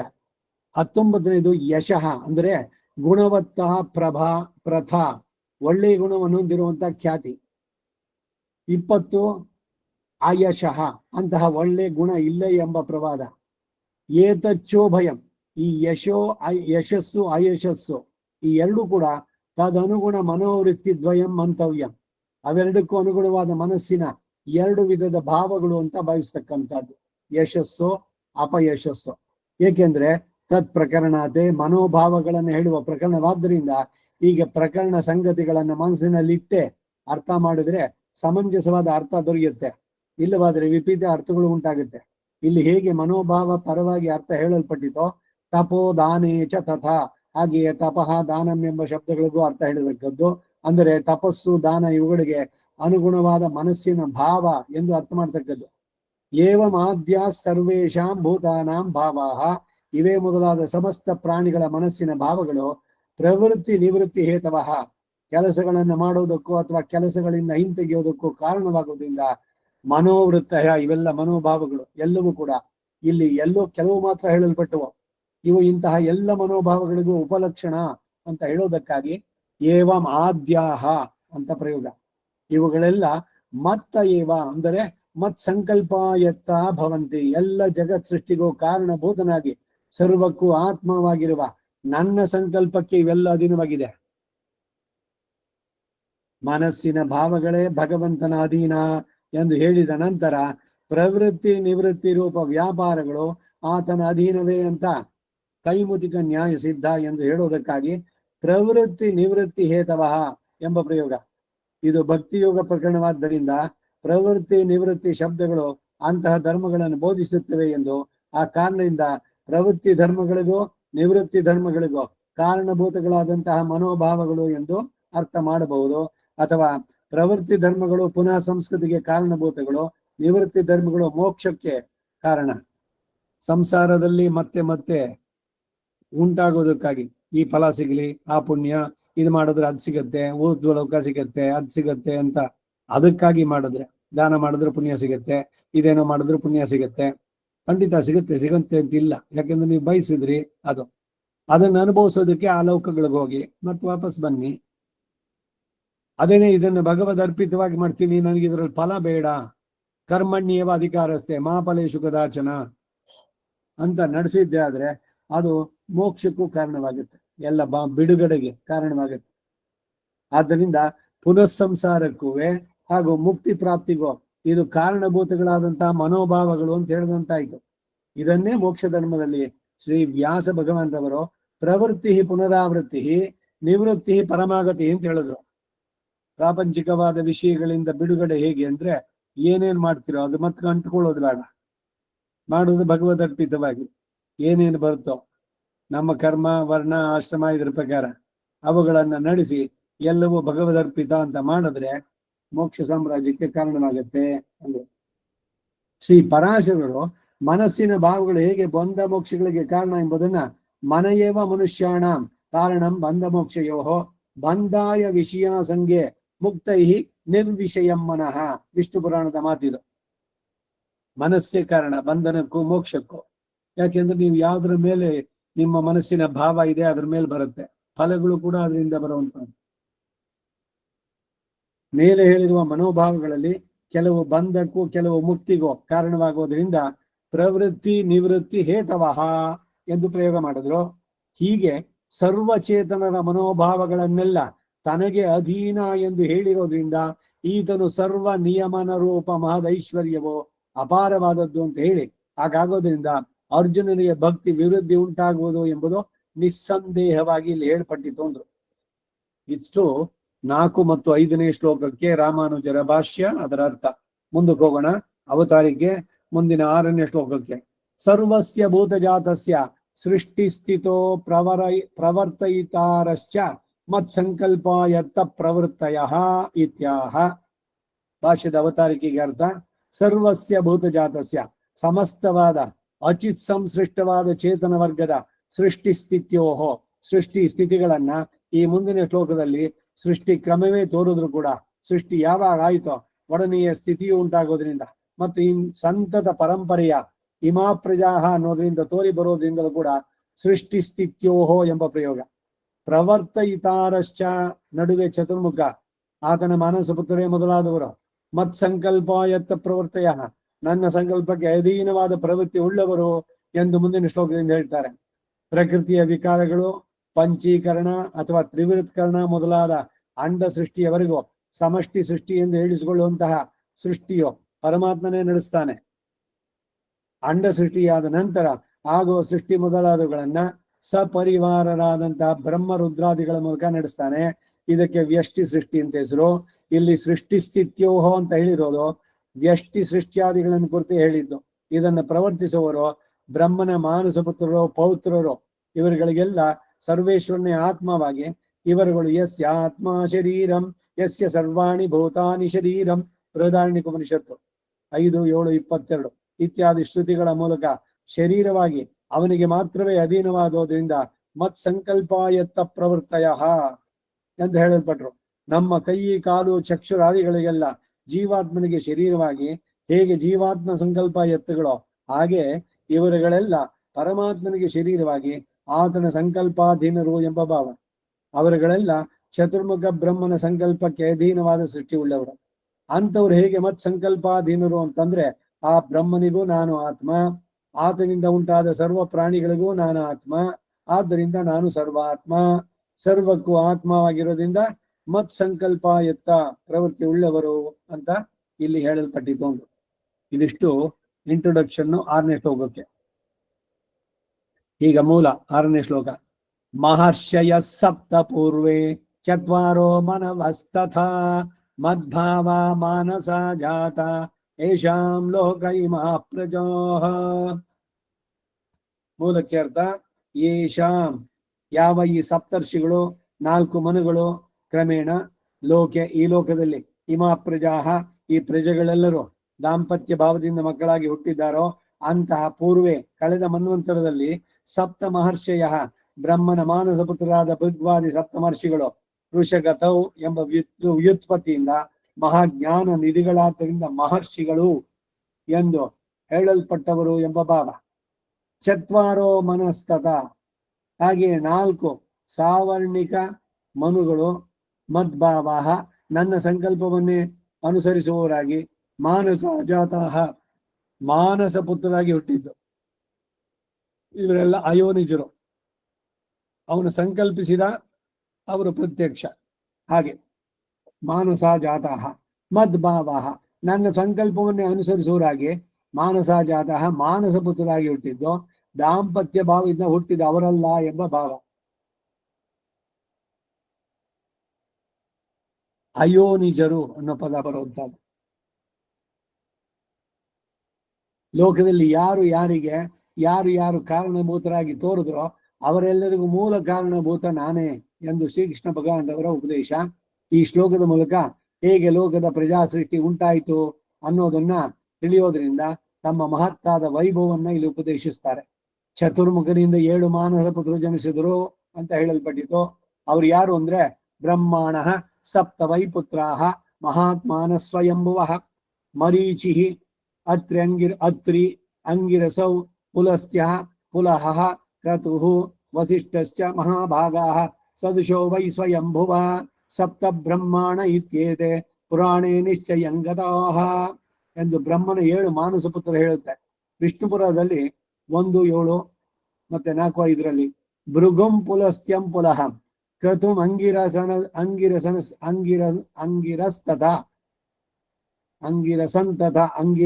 ತಥಾ ಆಗ್ಬೋದು ಅಂಗಿರಸನ್ ತಥಾ ಮರೀಚಿನ್ ದಕ್ಷಮತ್ರಿಂಚ ವಸಿಷ್ಠಚ್ಚೈವ ಮಾನಸಾನೆ ಎಂದು ಹೇಳಲ್ಪಟ್ಟಿದೆ. ಈ 9 ಮಾನಸ ಪುತ್ರರು ಚತುರ್ಮುಖನಿಂದ ಸೃಷ್ಟಿಸಲ್ಪಟ್ಟಂತಹ 9 ಕನ್ನಿಕೆಯರನ್ನ ಮದುವೆ ಮಾಡಿಕೊಂಡು ಪ್ರಜೆಗಳನ್ನು ಉಂಟು ಮಾಡಿದ್ರು ಅಂತ ಹೇಳಿ ಖ್ಯಾತಿಂ ಭೂತಿಂ ಚ ಸಂಭೂತಿಂ ಕ್ಷಮಾಂ ಪ್ರೀತಿಂ ತಥೈವ ಚ ಸನ್ನತಿಂಚ ತಥೈವೋರ್ಜ ಮನು ಅನುಸೂಯಾಂ ತಥೈವ ಚ ಪ್ರಭೂತಿಂಚ ತತಸೃಷ್ಟ ದದೌ ತೇಷಾಂ ಮಹಾತ್ಮನ. ಮೊದಲು ಎಲ್ಲ ಮಾನಸ ಪುತ್ರರು, ಆಮೇಲೆ ಇವರು ಅಷ್ಟೇ ಬ್ರಹ್ಮನಿಂದ ಉಂಟಾದವರು ಮಾನಸ ಪುತ್ರಿಯರು. ಅವರವರಿಗೆ ವಿವಾಹ ಮಾಡಿಕೊಟ್ಟು ಮುಂದಕ್ಕೆ ಅವರಿಂದ ಪ್ರಜಾ ಇದರದ್ದು ಉಂಟಾಗುವಂತಹದ್ದು ಅಂತ. ಇಲ್ಲಿ 4 ಮನುಗಳು ಅನ್ನೋದ್ರಿಂದ ಚತುರ್ಮುಖನ ದಿನದಲ್ಲಿ ಆಧಿಪತ್ಯವನ್ನು ವಹಿಸುವ ಚತುರ್ದಶ ಮನುಗಳು ಇಲ್ಲಿ ಹೇಳಲ್ಪಡುತ್ತೆ. 14 ಜನ ಮನುಗಳು. ಇದು ವೈವಸ್ವತ ಮನ್ವಂತರ. ಇದು ಮನ್ವಂತರದ ಒಂದೊಂದು ಇದಕ್ಕೂ ಅಧಿಪತಿಗಳಿವರು, ಅವ್ರಗಳ ಹೆಸರೆಲ್ಲ ಇದೆ. 14 ಮನ್ವಂತರಗಳು, ಚತುರ್ದಶ. ಪ್ರಜಾ ಸೃಷ್ಟಿ ಕ್ರಮದಲ್ಲಿ ಉಪಯುಕ್ತರಾದಂತಹ 4 ಮನುಗಳು ಹೇಳಲ್ಪಟ್ರು. ಅವ್ರು ಯಾರು ಅಂದ್ರೆ ಬ್ರಹ್ಮ ಸಾವರ್ಣ, ರುದ್ರ ಸಾವರ್ಣ, ಧರ್ಮ ಸಾವರ್ಣ, ದಕ್ಷ ಸಾವರ್ಣ. ಇವೆಲ್ಲ ಈ 96 ಶ್ರಾದ್ದ ಷಣ್ಣವತಿ ಶ್ರಾದ್ದದಲ್ಲಿ ಬ್ರಹ್ಮ ಸಾವರ್ಣಿ ಮನ್ವಂತರ ಅವತ್ತಿನ ದಿವಸ ಅದು ಬ್ರಹ್ಮ ಸಾವರ್ಣಿ ಹೇಳ್ತಾರೆ. ರುದ್ರ ಸಾವರ್ಣಿ ಕೃತಯುಗದ ಆರಂಭ, ಯುಗಾದಿಗಳು, ಮನ್ವಾದಿಗಳು, ಅಷ್ಟಕಗಳು, ಅನ್ವಷ್ಟಕಗಳು, ತಿಸ್ರೋಷ್ಟಕ, ಮಹಾಲಯದಲ್ಲಿ 15 ದಿವಸ, ಅಮಾವಾಸ್ಯೆ 12, ಸಂಕ್ರಮಣ 12, ಇವೆಲ್ಲ ಸೇರಿ 96 ಆಗುತ್ತೆ. ಅದರಲ್ಲಿ ಹೇಳುವಂತಹದ್ದು ಈ 7 ಋಷಿಗಳಿಂದ ದಾಂಪತ್ಯ ಭಾವದಿಂದ ಅವರ ಗೋತ್ರದವರು ಅಂತ ಹೇಳಿಕೊಂಡಂತ ಪ್ರಜೆಗಳು ಜನಿಸಿದ್ರು. ಇವರಿಗೆ ಗೋತ್ರ ಪ್ರವರ್ತಕಾಹ ಅಂತ ಹೆಸರು. 7 ಜನ ನಾವು ಸಂಧ್ಯಾವನ್ನೆಲ್ಲ ನೆನೆಸ್ಕೊಳ್ತೀವಿ. ಭೂರಾದಿ ಸಪ್ತ ವ್ಯಾಹೃತೀನಾಂ ಅತ್ರಿ ಭೃಗು ಕುತ್ಸ ವಸಿಷ್ಠ ಗೌತಮ ಕಶ್ಯಪ ಅಂಗೀರಸ ಋಷಯ. ಒಂದೊಂದು ಮನ್ವಂತರಕ್ಕೆ ಕಲ್ಪಗಳಲ್ಲಿ ಬೇರೆ ಬೇರೆ ಆಗ್ತೆ. ಅವಾಗ ಬೇರೆ ಬೇರೆ ಯಾರಿದ್ರು ಅನ್ನೋದು ಕೂಡ ಭಾಗವತದಲ್ಲಿ ಉಲ್ಲೇಖ ಎಲ್ಲ ಬರುತ್ತೆ. ಯಾವ ಮನ್ವಂತರದಲ್ಲಿ ಯಾರು ಇದ್ರು ಸಪ್ತ ಋಷಿಗಳು ಅಂತ. ಈ ಮತ್ತೆ ಅದೇ ಹೇಳ್ತೀನಿ ಉದಾಹರಣೆ. ಈಗ ಅಡ್ಮಿನಿಸ್ಟ್ರೇಷನ್, ಚೀಫ್ ಮಿನಿಸ್ಟ್ರು, ಬೇರೆ ಬೇರೆ ಮಿನಿಸ್ಟ್ರುಗಳು ಎಲ್ಲ ಇದ್ದಾರೆ. ಇವ್ರದ್ದು ಹೋಗ್ಮೇಲೆ ಆಮೇಲೆ ಇನ್ನೊಂದು ಪಕ್ಷ ಬರುತ್ತೆ. ಅಲ್ಲಿ ಎಲ್ಲಾನು ಮತ್ತೆ ಅದಕ್ಕೆ ಬೇಕಾದಂತ ಇವ್ರನ್ನ ಇರ್ತಾನೆ. ಈ ಹೆಲ್ತ್ ಮಿನಿಸ್ಟ್ರಿ ಅಲ್ಲೂ ಇಲ್ಲಿ ಇರ್ತಾನೆ ಅಂದ್ರೆ ಇಲ್ಲ. ಈಗಿನ ಕಾಲಕ್ಕೆ ಇವೊಂದು ಸರ್ಕಾರ ವ್ಯಾಪಾರ ಮುಗೀತು ಅಂದ್ರೆ ಮುಂದೆ ಯಾವ ಪಕ್ಷ ಬರುತ್ತೋ ಅದ್ರಲ್ಲಿ ಯಾರು. ಆದ್ರೆ ಆ ಹೆಲ್ತ್ ಮಿನಿಸ್ಟರ್ ಅನ್ನೋ ಪೋಸ್ಟ್ ಅಂತೂ ಡೆಫಿನೆಟ್, ಚೀಫ್ ಮಿನಿಸ್ಟರ್ ಅನ್ನೋದಂತೂ ಖಾತ್ರಿ. ಹಾಗೆ ಈ ವ್ಯಾಸ ಪದವಿ ಕೂಡ ಅಂತಾರೆ. ಈ ಮನ್ವಂತರಿಗಳು ಅಷ್ಟೇ. ಅದಕ್ಕೆ ಅಧಿಪತಿ ಆಗುವನು ಯಾರು ಅಂದ್ರೆ ಅದಕ್ಕಾಗಿ ವಿಶೇಷವಾದ ತಪಸ್ಸು ಮತ್ತೊಂದು ಮಾಡಿದ್ದವನು ಆ ಮುಂದಕ್ಕೆ ಮನ್ವಂತರಕ್ಕೆ ಅಧಿಪತಿ ಆಗ್ತಾನೆ. ಆ ರೀತಿಯಲ್ಲಿ ಹೀಗೆ ಈ 4 ಸಾವರ್ಣಿಕ ಮನುಗಳಿಂದಲೂ ಪ್ರಜೆಗಳು ಉತ್ಪನ್ನರಾದ್ರು. ಹೀಗೆ ಇವರಿಂದ ಜನಿಸಿದವರು ಎಲ್ಲರೂ ಕೂಡ ಮದ್ಭಾವಾಹ, ನನ್ನ ಸಂಕಲ್ಪಾಧೀನವಾದ ಮನೋವೃತ್ತಿಗಳನ್ನು ಉಳ್ಳವರು ಅಂತ ಹೇಳಲ್ಪಟ್ಟಿದೆ. ಇದರಿಂದ ಎಲ್ಲ ಲೋಕ ವ್ಯಾಪಾರಗಳೆಲ್ಲ ನನ್ನ ಅಧೀನ ಅಂತ ಇಲ್ಲಿ ಹೇಳಲ್ಪಟ್ಟಿದ್ದು. ಚತುರ್ಮುಖ ಬ್ರಹ್ಮನಿಗೆ ಸನಕಾದಿಗಳು, ನಾರದ ರುದ್ರಾದಿಗಳೆಲ್ಲರೂ ಪುತ್ರರಾಗಿರುವಾಗ ಅವರನ್ನೆಲ್ಲ ಹೇಳಿದೆ, ಸಪ್ತ ಋಷಿಗಳನ್ನ 4 ಮನುಗಳನ್ನ ಮಾತ್ರ ಹೇಳಲು ಕಾರಣ ಏನು ಅಂತ ಪ್ರಶ್ನಿಸಿದ್ರೆ, ಅವರುಗಳೆಲ್ಲ ಪ್ರಜಾ ಸೃಷ್ಟಿ ಕಾರ್ಯವನ್ನ ಕೈಗೊಳ್ಳದೆ ಭಗವದ್ ಧ್ಯಾನದಲ್ಲಿ ಮಾತ್ರ ಆಸಕ್ತರಾದ್ರು. ಸನಕ ಸನಂದನ ಇವರೆಲ್ಲ ಸೃಷ್ಟಿ ಕ್ರಮದಲ್ಲಿ ಸೇರ್ಲಿಲ್ಲ. ಪ್ರಜೆಗಳನ್ನ ಉಂಟು ಮಾಡಿ ಅಂತ ಬ್ರಹ್ಮ ಹೇಳಿದ್ದು. ನಾರದ ಬಂದ್ಬಿಟ್ಟು, ಅಯ್ಯೋ ಈ ಹುಟ್ಟು ಸಾವಿನ ಚಕ್ರದಲ್ಲಿ ಬೇಡ, ಬಿಡಿಸ್ಕೊಂಡು ನೀವು ಆತ್ಮದ ಉದ್ಧಾರ ಮಾಡ್ಕೊಳ್ಳಿ ಅಂತಂದ್ರು.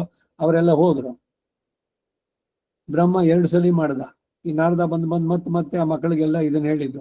ಆ 4 ಜನ ಇವರು ಸನಕ ಸನಂದನ ಇವರುಗಳಿಗೆ ಹೇಳ್ಬಿಟ್ಟು ಅವರು ಬ್ರಹ್ಮಚಾರಿಗಳಾಗಿ ಅಧ್ಯಾತ್ಮದಲ್ಲೇನೆ ತಲ್ಲೀನರಾಗಿದ್ಬಿಟ್ರು ಭಗವಂತನ ನೋಡ್ಕೊಂಡು. ಪ್ರಜಾ ಸೃಷ್ಟಿ ಮುಂದಕ್ಕೆ ಹೆಂಗಾಗಬೇಕು? ಈ ವಿವಾಹದಲ್ಲಿ ಶಾಸ್ತ್ರವನ್ನು ಸರಿಯಾಗಿ ತಿಳಿದಂತ ಪುರೋಹಿತ ಆದ್ರೆ ಆ ಹೆಣ್ಣು ಗಂಡು ಇಬ್ರದ್ದು ಪಾಣಿಗ್ರಹಣ ಇದಾದ್ಮೇಲೆ ಸಂಕಲ್ಪದಲ್ಲಿ ಹೇಳ್ಕೊಳ್ಬೇಕು, ಆವಯೋಹ ಪ್ರದಾಶ್ಚ ಉತ್ಪಾದಯಿತವ್ಯಾಹ. ಆವಯೋಹ ಅಂದ್ರೆ ನಮ್ಮಿಬ್ಬರಿಂದ ಒಳ್ಳೆಯ ಸಂತತಿ ಉಂಟಾಗ್ಲಿ.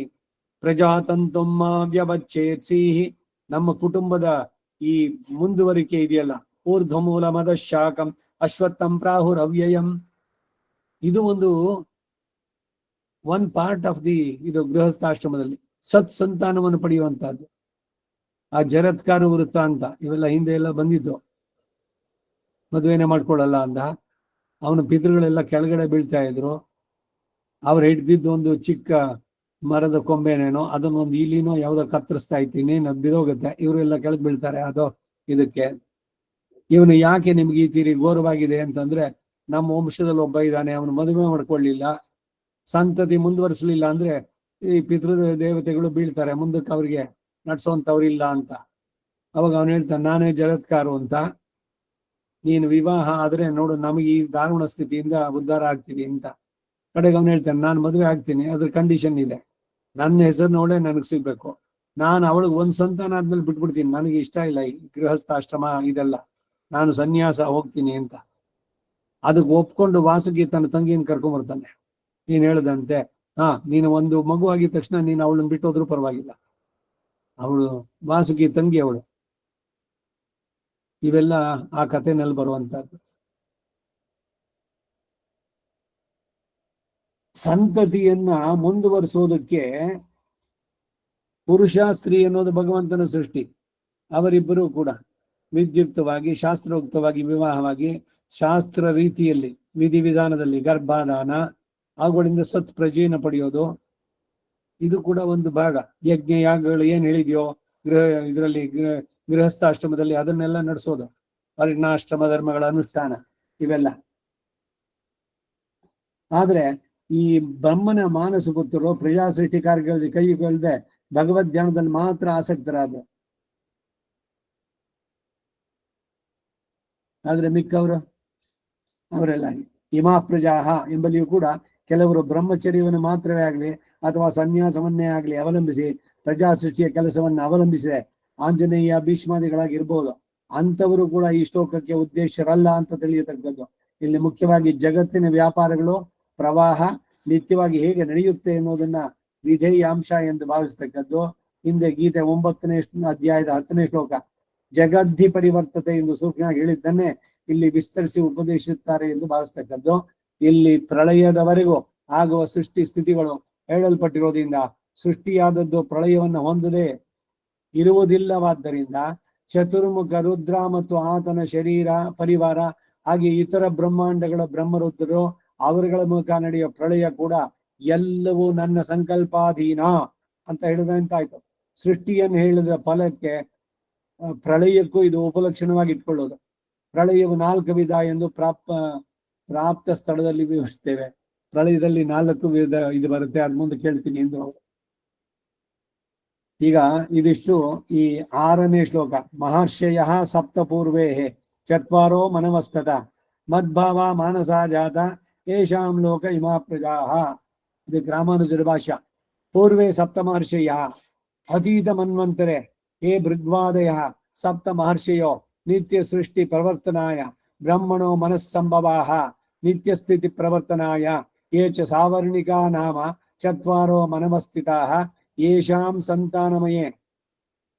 ಸಂತಾನಮಯೇ ಲೋಕೆ ಜಾತಾ ಇಮಾ ಸರ್ವಾಹ ಪ್ರಜಾಹ ಪ್ರತಿಕ್ಷಣ ಮಹಾಪ್ರಲಯಾದ್ ಅಪತ್ಯಾನಾಂ ಉತ್ಪಾದಕಾಃ ಪಾಲಕಾಶ್ಚ ಭವಂತಿ ತೇ ಭೃಗ್ವಾದಯೋಃ ಮನವಶ್ಚ ಮದ್ಭಾವಾಃ ಮಮಯೋಃ ಭಾವಃ ಸ ಏವ ಯೇಷಾಂ ಭಾವಃ ತೇ ಮದ್ಭಾವಃ ಮನ್ಮತೆ ಸ್ಥಿತಾಃ ಮತ್ಸಂಕಲ್ಪ ಅನುವರ್ತಿನಃ ಇತ್ಯರ್ಥಃ.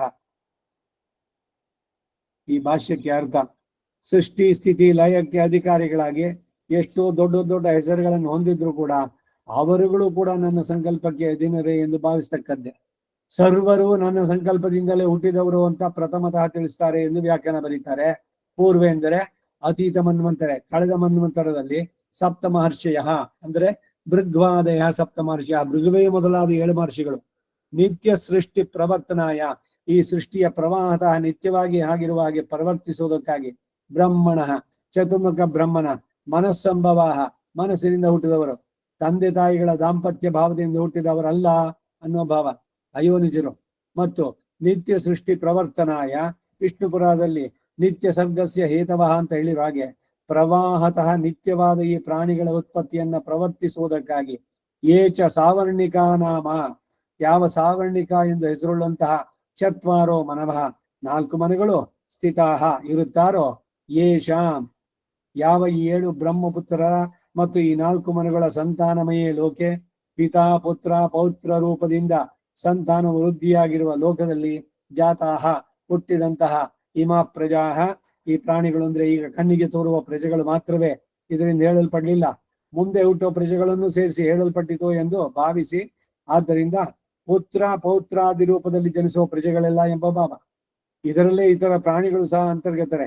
ಪ್ರತಿಕ್ಷಣ ಮಹಾಪ್ರಲಯಾದ್ ಅಪತ್ಯಾನಾಂ ಉತ್ಪಾದಕಾಃ, ಪ್ರತಿ ಕ್ಷಣದಲ್ಲೂ ಪ್ರಲಯ ಉಂಟಾಗುವವರೆಗೂ ಮಕ್ಕಳನ್ನು ಪಡೆಯುವರಾಗಿಯೋ, ಪಾಲಕಾಶ್ಚ ಆ ಮಕ್ಕಳನ್ನು ಪೋಷಿಸುವರಾಗಿಯೋ ಸಹ ಭವಂತಿ ಆಗ್ತಾರೋ, ತೇ ಅಂತಹ ಭೃಗ್ವಾದಯ ಭೃಗುವೆ ಮೊದಲಾದ ಸಪ್ತರ್ಷಿಗಳು ಮನುಗಳು ಸಹ ಮದ್ಭಾವ ಅಂದ್ರೆ ಮಮ ಯೋ ಭಾವ, ನನ್ನದು ಯಾವ ಸಂಕಲ್ಪವೋ ಸ ಏವ ಅದೇ, ಯೇಷಾಂ ಯಾವ ಸಪ್ತರ್ಷಿ ಮನುಗಳ ಭಾವ ಸಂಕಲ್ಪವೋ ತೇ ಅಂತವರು ಮದ್ಭಾವ ಎಂದನಿಸ್ತಾರೆ. ತಾತ್ಪರ್ಯ ಏನು ಅಂದ್ರೆ ಮನ್ಮತೆ ಸ್ಥಿತ, ನನ್ನ ಅಭಿಪ್ರಾಯಕ್ಕೆ ಅನುಸಾರವಾಗಿ ವರ್ತಿಸುವಂತರು, ಮತ್ ಸಂಕಲ್ಪಾನುವರ್ತಿನ ಇತ್ಯರ್ಥಃ, ನನ್ನ ಸಂಕಲ್ಪವನ್ನು ಅನುವರ್ತಿಸಿ ನಡೆಯುವವರು ಎಂಬ ಅಭಿಪ್ರಾಯ. ಯೇಷಾಂ ಲೋಕೆ ಇಮಾ ಪ್ರಜಾಹ ಎಂಬಲ್ಲಿ ಯತ್ ಶಬ್ದ ಇವೆಲ್ಲವೂ ಪುರಾಣಗಳಲ್ಲಿ ಪ್ರಸಿದ್ಧವಾಗಿದೆ ಎಂದು ಸೂಚಿಸುತ್ತೆ. ಏಕೆಂದ್ರೆ ಇತ್ಯೇತೆ ಪುರಾಣೇ ನಿಶ್ಚಯಂ ಗತಾಹ ಅಂದ್ರೆ ಎಂಬ ಪ್ರಮಾಣ ವಾಕ್ಯ ಇರೋದ್ರಿಂದ ಹಾಗೆ ಭಾವಿಸಬಹುದು. ಶ್ರೀ ಯತಿವರ್ಯರು ಸಪ್ತರ್ಷಯ ಎಂಬುದಕ್ಕೆ ಭೃಗ್ವಾದಿ ಸಪ್ತರ್ಷಿಗಳು ಎಂದು ವ್ಯಾಖ್ಯಾನ ಮಾಡಿರುವುದು ಮೇಲೆ ಉದಾಹರಿಸಿರುವ ಶಾಂತಿ ಪರ್ವದ ವಾಕ್ಯದ ರೀತಿಯ ಅಲ್ಲ ಎಂದು ತೋರುತ್ತೆ. ಏಕೆಂದ್ರೆ ಇಲ್ಲಿ ಭೃಗುವಿನ ಹೆಸರೇ ಇಲ್ಲ. ಶ್ರೀ ಪರಾಶರರು ನವಬ್ರಹ್ಮಾಣ ಎಂಬ ವಾಕ್ಯದಲ್ಲಿ ಉಂಟು, ಆದರೆ 9 ಎಂದು ಹೇಳಿದ್ರು ಆ ಪ್ರಮಾಣವನ್ನು ಅನುಸರಿಸಿ 7 ಮಹರ್ಷಿಗಳನ್ನು ಮಾತ್ರವನ್ನೇ ಅಂಗೀಕರಿಸಬಹುದು. ಸಂಧ್ಯಾ ವಂದನಾದಿಗಳಲ್ಲಿ ಅಂಗನ್ಯಾಸ ಕರನ್ಯಾಸ ಭಾಗದಲ್ಲಿ ಬ್ರಹ್ಮ ಋಷಿ, ಅತ್ರಿ, ಭೃಗು, ಕುತ್ಸ, ವಸಿಷ್ಠ, ಗೌತಮ, ಕಾಶ್ಯಪ, ಅಂಗೀರಸ ಋಷಿ ಅಂದಿರೋದ್ರಿಂದ ಇದನ್ನೇನಾದ್ರೂ ಮನಸ್ಸಿನಲ್ಲಿಟ್ಟು ಹೇ ಭೃಗ್ವಾದಯ ಎಂಬ ಭಾಷೆ ಬರೆದಿರುವುದೇ ಎಂದು ಯೋಚಿಸಬಹುದು. ಅಥವಾ ಹಿಂದೆ ಮಹರ್ಷೀಣಾಂ ಭೃಗುರಹಂ ಎಂಬ ವಾಕ್ಯಾನುಸಾರ ಭೃಗುವಿಗೆ ಪ್ರಾಧಾನ್ಯವನ್ನು ಹೇಳಿಪಟ್ಟಿರೋದ್ರಿಂದ ಮಹರ್ಷಯ ಎಂಬುದಕ್ಕೆ ಭೃಗ್ವಾದಯ ಎಂದು ಯತಿವರ್ಯರ ವ್ಯಾಖ್ಯಾನ ಎಂದು ಕೂಡ ಊಹಿಸಬಹುದು. ಸುಬಾಲೋಪನಿಷತ್ತಿನಲ್ಲಿಯೂ ಕೂಡ ಸ ಮಾನಸಾನ್ ಸಪ್ತಪುತ್ರಾನ್ ಅಸೃಜತ ಎಂದು ಚತುರ್ಮುಖನಿಗೆ 7 ಮಾನಸ ಪುತ್ರರು ಅಂತ ಹೇಳಲ್ಪಟ್ಟಿದೆ. ಭಾಗವತದಲ್ಲಿ ಹೇಳಿರೋದೇನು ಅಂದ್ರೆ ಅಥಾಭಿಧ್ಯಾಯತ ಸರ್ಗಂ ದಶಪುತ್ರ ಪ್ರಜಗ್ಗಿರೆ ಭಗವತ್ ಶಕ್ತಿಯುಕ್ತಸ್ಯ ಲೋಕಸಂತಾನ ಹೇತವಃ ಮರೀಚಿರತ್ರ್ಯಂಗಿರಸೋ ಪುಲಸ್ತ್ಯ ಪುಲಃ ಕ್ರತುಃ ಭೃಗುರ್ವಸಿಷ್ಠೋ ದಕ್ಷಶ್ಚ ದಶಮಸ್ತತ್ರ ನಾರದಃ. ಹೀಗೆ 10 ಮಕ್ಕಳನ್ನು ಹೇಳಿರೋದು ಹಿಂದಿನ ಪ್ರಮಾಣಗಳಿಗೆ ವಿರೋಧ ಎಂದು ಭಾವಿಸ್ತಕ್ಕದ್ದಲ್ಲ. ಇಲ್ಲಿ ಒಂದು ಪುರಾಣದಲ್ಲಿ ಇಲ್ಲೊಂದಕ್ಕೆ ವ್ಯತ್ಯಾಸಗಳು ಬರುತ್ತೆ ಅನ್ನೋದನ್ನ ಇವರು ಹೇಳ್ತಾ ಇದ್ದಾರೆ. ಅದಕ್ಕೆ ಇವರು ಅನಂತರಂಗಾಚಾರ ಹೇಳ್ತಾ ಇದ್ದಿದ್ದು ಇದು ಕಲ್ಪಗಳು ಇದ್ರಲ್ಲಾಗೋದು. ಈಗ ಮತ್ಸ್ಯಾವತಾರ ಇದು ಹಿಂದೇನು ಒಂದ್ಸಲಿ ಹೇಳಿದ್ದೆ ನಾನು. ದಾನವ ಸತಿಮಾ ನಾಪಾರ ಸೋಮಕ ದಾನವ ಸಂಹರತೆ. ಸೋಮಕ ಅನ್ನೋ ರಾಕ್ಷಸನನ್ನ ಕೊಲ್ಲೋದಕ್ಕೆ ಭಗವಂತ ಮೀನು ಅವತಾರದಲ್ಲಿ ಬಂದು ಅವನನ್ನ ಕೊಂದ ಅಂತ ಹೇಳಿ ಬರೋದು ಒಂದು ಕತೆ. ಇನ್ನೊಂದ್ರಲ್ಲಿ ಸತ್ಯವ್ರತ ಅಂತ ರಾಜ ಸಂಧ್ಯಾವನ್ನೆಗೆ ಹೋದ, ಭಗತೆ ನೀರು ತಗೊಂಡ ಅರ್ಘ್ಯ ಪ್ರದಾನಕ್ಕೆ. ಆದ್ರೆ ನೀರಲ್ಲಿ ಒಂದು ಮೀನಿನ ಮರಿ ಇತ್ತು. ಅದ್ ಹೇಳ್ತು, ರಾಜ ನನ್ನ ಬಿಡ್ಬೇಡ, ಇಲ್ಲಿ ದೊಡ್ಡ ಮೀನ್ ನಾನು ನುಂಗ್ಬಿಡುತ್ತೆ, ನಾನು ನೀನು ರಕ್ಷಣೆ ಮಾಡ್ಬೇಕು ಅಂತ. ಸರಿ, ಅವನ್ ತನ್ನ ಕಮಂಡಲದಲ್ಲಿ ಇಟ್ಕೊಂಡ, ತಂದ್ಬಿಟ್ಟು ಅದನ್ನೊಂದು ಆಕ್ವೇರಿಯಂ ಅವನಲ್ಲಿ ಬಿಟ್ಟ. ಸಡನ್ ಅಷ್ಟು ದೊಡ್ಡದಾಗಿ ಬಿಡ್ತದೋ, ಅದನ್ನ ತೆಗೆದು ಇನ್ನೊಂದು ಕೊಳದಲ್ಲಿ ಬಿಟ್ಟ, ಅಷ್ಟು ದೊಡ್ಡದಾಯ್ತು. ಇದು ನನಗೆ ಸಾಲದು ಅಂತ ಹಾಗೆ ದೊಡ್ಡದಾದ ಮೀನು, ಅದಕ್ಕೊಂದು ಕೊಂಬಿತ್ತು. ಕಡೆಗೆ ಅದನ್ನ ತಗೊಂಡೋಗಿ ಇದ್ರಲ್ಲೇ ಬಿಟ್ಟ, ಸಮುದ್ರದಲ್ಲೇ. ಈಗ ಈ ಕತೆ ಸರಿನೋ ಇಲ್ಲ? ಸೋಮಕ ಅನ್ನೋ ದಾನವನ್ನು ಸಂಹಾರ ಮಾಡಿದಕ್ಕೆ ವೇದೋದ್ಧಾರ ವಿಚಾರ ಮತೆ ಸೋಮಕ ದಾನವ ಸಂಹರತೆ ಮೀನಾಕಾರ ಶರೀರ ನಮೋ ಹರಿ ಭಕ್ತಂತೆ ಪರಿಪಾಲಯ ಮಾಂ. ಯಾವ್ದು ಸರಿ? ಇದಾದೋ ಮತ್ಸ್ಯ ಅವತಾರ ಅಂದ್ರೆ ಎರಡೂ ಸರಿ ಎಂದ್ರು ಅನಂತರಂಗಾಚಾರ್ಯ. ಹೇಗ್ ಸರಿ ಅಂದ್ರೆ ಅದು ಒಂದ್ ಕಲ್ಪದಲ್ಲಿ ನಡೆದಿದ್ದು, ಇದು ಇನ್ನೊಂದು ಕಲ್ಪದಲ್ಲಿ ನಡೆದಿದ್ದು ಅಂತ. ಹಾಗೆ ಇಲ್ಲಿ ಸಮಾಧಾನ ಅದನ್ನ ಮಾಡ್ಕೋಬೇಕು. ಯಾರು 7 ಜನ ಅಂದ್ರೆ ಒಂದೊಂದು ಕಲ್ಪದಲ್ಲಿ ಒಂದೊಂದು ಮನ್ವಂತರಗಳು ಇದಕ್ಕೆ ಬರಬೇಕಾದ್ರೆ ಋಷಿಗಳು ಬದಲಾಗ್ತಾರೆ ಅಷ್ಟೇ. ಈ ಋಷಿನೇ ಆ ಋಷಿನೇ ಅಂತ. ಒಟ್ಟಿನಲ್ಲಿ ಸಪ್ತರ್ಷಿಗಳು ಇವರೆಲ್ಲ ಬ್ರಹ್ಮನ ಮಾನಸ ಪುತ್ರರು. ಅವರಿಂದ ಮುಂದಕ್ಕೆ ಅವರು ಗೋತ್ರ ಪ್ರವರ್ತಕರಾದ್ರು. ಅವರಿಗೆ ಪತ್ನಿಯರು ಯಾರ್ಯಾರು ಅನ್ನೋದು ಕೂಡ ಹಿಂದೆ ಬಂತು. ಅತ್ರಿ, ಅನಸೂಯ, ಹೀಗೆ ಒಬ್ಬೊಬ್ಬರಿಗೂ ಕೂಡ.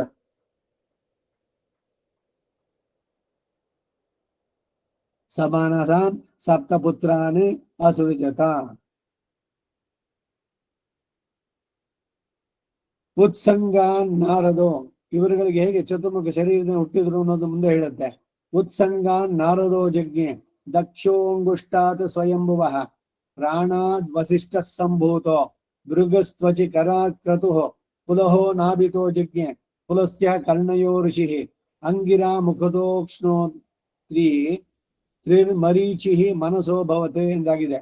ಹೀಗೆ ಮಾನಸ ಸೃಷ್ಟಿಯಿಂದ ಜಗತ್ ಸೃಷ್ಟಿ ತೃಪ್ತಿಕರವಾಗದೆ ಚತುರ್ಮುಖನು ದಾಂಪತ್ಯ ಭಾವದಿಂದ ಸೃಷ್ಟಿ ಉಂಟು ಮಾಡಲು ಪ್ರಯತ್ನಿಸಿದ ಎಂದು ಇತಿಹಾಸ ಅನುಗುಣವಾಗಿ ಸಂತಾನಮಯೇ ಲೋಕೆ ಎಂಬುದಾಗಿ ರಾಮಾನುಜರ ವ್ಯಾಖ್ಯಾನ. ಉತ್ಸಂಗ ನಾರದೋ ಜಜ್ಞೆ ದಕ್ಷೋ ಅಂಗುಷ್ಟಾತ್, ದಕ್ಷ ಬ್ರಹ್ಮನ ಹೆಬ್ಬೆರಳಿನಿಂದ ಉಂಟಾಗಿದ್ದು. ಸ್ವಯಂಭುವ ಪ್ರಾಣಾತ್ ವಸಿಷ್ಠ ಸಂಭೂತ. ಭೃಗು ತ್ವಚಿ ಅಂದ್ರೆ ಚರ್ಮದಿಂದ ಭೃಗು. ಕರಾತ್ ಕ್ರತು, ಪುಲಹೋ ನಾಭಿಯಿಂದ. ಪುಲಸ್ತ್ಯ ಜಜ್ಞೆ, ಪುಲಸ್ತ್ಯ ಕರ್ಣಯೋ ಕಿವಿಯಿಂದ. ಹೀಗೆ ಚತುರ್ಮುಖ ಬ್ರಹ್ಮನ ಅಂಗಾಂಗಗಳಿಂದ ಇವರೆಲ್ಲ ಉಂಟಾದ್ರು ಮಾನಸ ಜಾತ ಪುತ್ರರು. ಮುಂದಕ್ಕೆ ಪತ್ನಿ ಪುತ್ರ, ಪತಿ ಪತ್ನಿ ಈ ಭಾವದಲ್ಲಿ, ದಂಪತಿ ಭಾವದಲ್ಲಿ ಇದಾಗಿದ್ದು. ಸಂತಾನಮಯ ಲೋಕೆ ಎಂಬುದರಲ್ಲಿ ಇದು. ಇಲ್ಲಿ ಅನೇಕ ಪುರಾಣಗಳಲ್ಲಿ ಇದೆಲ್ಲ ಅನೇಕ ಪುರಾಣಗಳಲ್ಲಿ ಹೇಳಿದೆ. ಯೇಷಾಂ ಲೋಕೆ ಎಂದು ಏಕೆ ಹೇಳಲ್ಪಟ್ಟಿತು ಅಂದ್ರೆ ಈ ಸಪ್ತರ್ಷಿಗಳನ್ನ ಮತ್ತು ಈ ಮುನುಗಳನ್ನ ಮೂಲ ಮಾಡಿಕೊಂಡು ಜಗತ್ತಿನ ಪ್ರಜಾ ಸೃಷ್ಟಿ ಎಲ್ಲ ತನ್ನ ಸಂಕಲ್ಪಾನುಸಾರ ದಾಂಪತ್ಯ ಭಾವದಿಂದ ನಡೆಯುತ್ತಾದ್ದರಿಂದ ಹಾಗೆ ಪ್ರಯೋಗ. ಮೊದಲು ಮಾತ್ರ ಉತ್ಪತ್ತಿಯು ಮಾನಸವಾಗಿ ಇವರುಗಳೆಲ್ಲ ಜನಿಸಿದ್ದರಿಂದ ಇವರನ್ನ ಮಾನಸ ಜಾತಾಹ ಅಂತ ಮೂಲದಲ್ಲಿ ಹೇಳಿದ್ದು. ಇದಕ್ಕೆ ವ್ಯತಿರಿಕ್ತವಾದ ದಾಂಪತ್ಯದಿಂದ ಉಂಟಾದ ಜನ್ಮವನ್ನ ಅಂದ್ರೆ ಎಲ್ಲ ಯೋನಿಜರು ಇಮಾ ಪ್ರಜಾಹ ಅನ್ನೋದ್ರಿಂದ ಹೇಳಲ್ಪಟ್ಟಿದ್ದು. ಪ್ರಳಯದವರೆಗೂ ಜನ್ಮವನ್ನೆತ್ತುವ ಪ್ರಾಣಿಗಳ ವಿಷಯದಲ್ಲಿ ಇಮಾಹ ಎಂಬ ಶಬ್ದ ಪ್ರಯೋಗದಿಂದ ಈ ಲೋಕದ ಜನ್ಮಕ್ಕೆಲ್ಲ ಮಿಥುನ ರೂಪ ದಾಂಪತ್ಯವೇ ಕಾರಣ ಎಂದು ಸೃಷ್ಟಿ ಸ್ಪಷ್ಟವಾದ್ದರಿಂದ ಸಂತಾನಮಯೇ ಲೋಕೆ ಎಂದು ವ್ಯಾಖ್ಯಾನ ಮಾಡಿದ್ದಾರೆ. ಶ್ರೀ ಪರಾಶರರು ಈ ಅಭಿಪ್ರಾಯವನ್ನ ತತಃ ಪ್ರಭೃತಿ ಮೈತ್ರೇಯ ಪ್ರಜಾ ಮೈಥುನ ಸಂಭವಾಹ ಸಂಕಲ್ಪಾತ್ ದರ್ಶನಾತ್ ಸರ್ವಾತ್ ಪೂರ್ವೇಶಾಂ ಅಭವನ್ ಪ್ರಜಾಹ. ವಿಷ್ಣು ಪುರಾಣ 1:15-79 ಅಲ್ಲಿ ಹೇಳಿದೆ. ಹೀಗೆ ಲೋಕದಲ್ಲೆಲ್ಲ ಮನುಷ್ಯನ ಜನ್ಮ ಒಂದರಲ್ಲೇ ಒಂದು ದಿನದಲ್ಲಿ ಅನೇಕರು ಹುಟ್ಟುತ್ತಾರೆ, ಅನೇಕರು ಸಾಯ್ತಾರೆ. ಇದು ಅಲ್ಲದೆ ಮನುಷ್ಯರಲ್ಲೇ ಇನ್ನೂ ಅನೇಕ ವಿಧವಾದಂತಹ ದೇವ ತಿರ್ಯಕ್ ಸ್ಥಾವರ ಸೃಷ್ಟಿಗಳಿರೋದ್ರಿಂದ ಪ್ರತಿ ಕ್ಷಣವು ಪ್ರಳಯದವರೆಗೂ ಸೃಷ್ಟಿ ಕರ್ಮ ನಿತ್ಯವಾಗಿ ಪ್ರತಿಕ್ಷಣೆಯು ನಡೆಯೋದ್ರಿಂದ ನಿತ್ಯ ಸೃಷ್ಟಿ ಪ್ರವರ್ತನ ಎಂಬ ಮತ್ತು ಪ್ರತಿಕ್ಷಣ ಮಹಾಪ್ರಳಯಾತೆ ಆ ಪ್ರಳಯಾತ್ ಅಂದ್ರೆ ಪ್ರಳಯ ಆಗೋ ತನಕ ಈ ಸೃಷ್ಟಿಯ ಕ್ರಮ ಕಂಟಿನ್ಯೂಸ್ ಆಗಿ ಆಗ್ತಾ ಇದೆ. ತೊಟ್ಟಿಲುಗಳೆಷ್ಟೋ ಮಸಣಗಳು ಅಷ್ಟೇ ದರೆಯೊಳಗೆ. ಅಶ್ವತ್ಥ ವೃಕ್ಷ ದೊಡ್ಡದಾಗಿ ವಿಶಾಲವಾಗಿ ಬೆಳೆದಿದೆ. ಒಂದು ಎಲೆ ಚಿಗುರ್ತಾ ಇದೆ, ಮತ್ತೊಂದು ಎಲೆ ಹಳದಿ ಬಣ್ಣಕ್ಕೆ ಬಂದು ಬಿದ್ದೋಗುತ್ತೆ. ಆದ್ರೆ ಮರ ಸೃಷ್ಟಿ ನಿರಂತರ. ಆ ಎಲೆ ಬಿತ್ತು ಅಷ್ಟೇ, ಇನ್ನೊಂದು ಎಲೆ ಹೊಸದಾಗಿ ಹುಟ್ಟಿದ್ದು. ಹಾಗೆ ತೊಟ್ಟಿಲುಗಳು ತೂಗ್ತಾ ಇದ್ರೆ ಮರಣದಲ್ಲಿ ಇನ್ನೊಂದು ಶವ ಅಲ್ಲಿ ದಾನವಾಗುತ್ತೆ. ಆದ್ರೆ ಸೃಷ್ಟಿ ಕ್ರಮ ನಿರಂತರ. ಆ ರೀತಿನಲ್ಲಿ ಪ್ರತಿ ಕ್ಷಣವೂ ನಡೆಯುವಂತಹದ್ದು. ಹೀಗೆ ಲೋಕದಲ್ಲೆಲ್ಲ ಮನುಷ್ಯ ಜನ್ಮ ಒಂದರಲ್ಲಿ ಒಂದು ದಿನದಲ್ಲಿ ಅನೇಕರು ಹುಡ್ತಾರೆ, ಅನೇಕರು ಸಾಯ್ತಾರೆ. ಇದಲ್ಲದೆ ಮನುಷ್ಯರಲ್ಲದೆ ಇನ್ನೂ ಅನೇಕ ವಿಧ ತಿರ್ಯಕ್ ಸ್ಥಾವರ ಸೃಷ್ಟಿಗಳಿಂದ ಪ್ರತಿಕ್ಷಣವು ಪ್ರಳಯವರೆಗೂ ಎಲ್ಲ ನಿತ್ಯ ಸೃಷ್ಟಿ ಪ್ರವರ್ತನ. ಪ್ರತಿಕ್ಷಣಂ ಆ ಪ್ರಳಯಾತ್ ಎಂಬ ಪ್ರಯೋಗಗಳ ಅದು ಸಾಮಂಜಸ್ಯ ವ್ಯಕ್ತಪಡುತ್ತೆ. ಮದ್ಭಾವ ಅಂದರೆ ನನ್ನ ಸಂಕಲ್ಪಾನುಸಾರ ಸೃಷ್ಟಿಯನ್ನು ಉಂಟು ಮಾಡಬಹುದು ಅಂತ ಹೇಳ್ಬಿಟ್ರೆ ಕರುಣಾಸಾಗರನಾದವನು.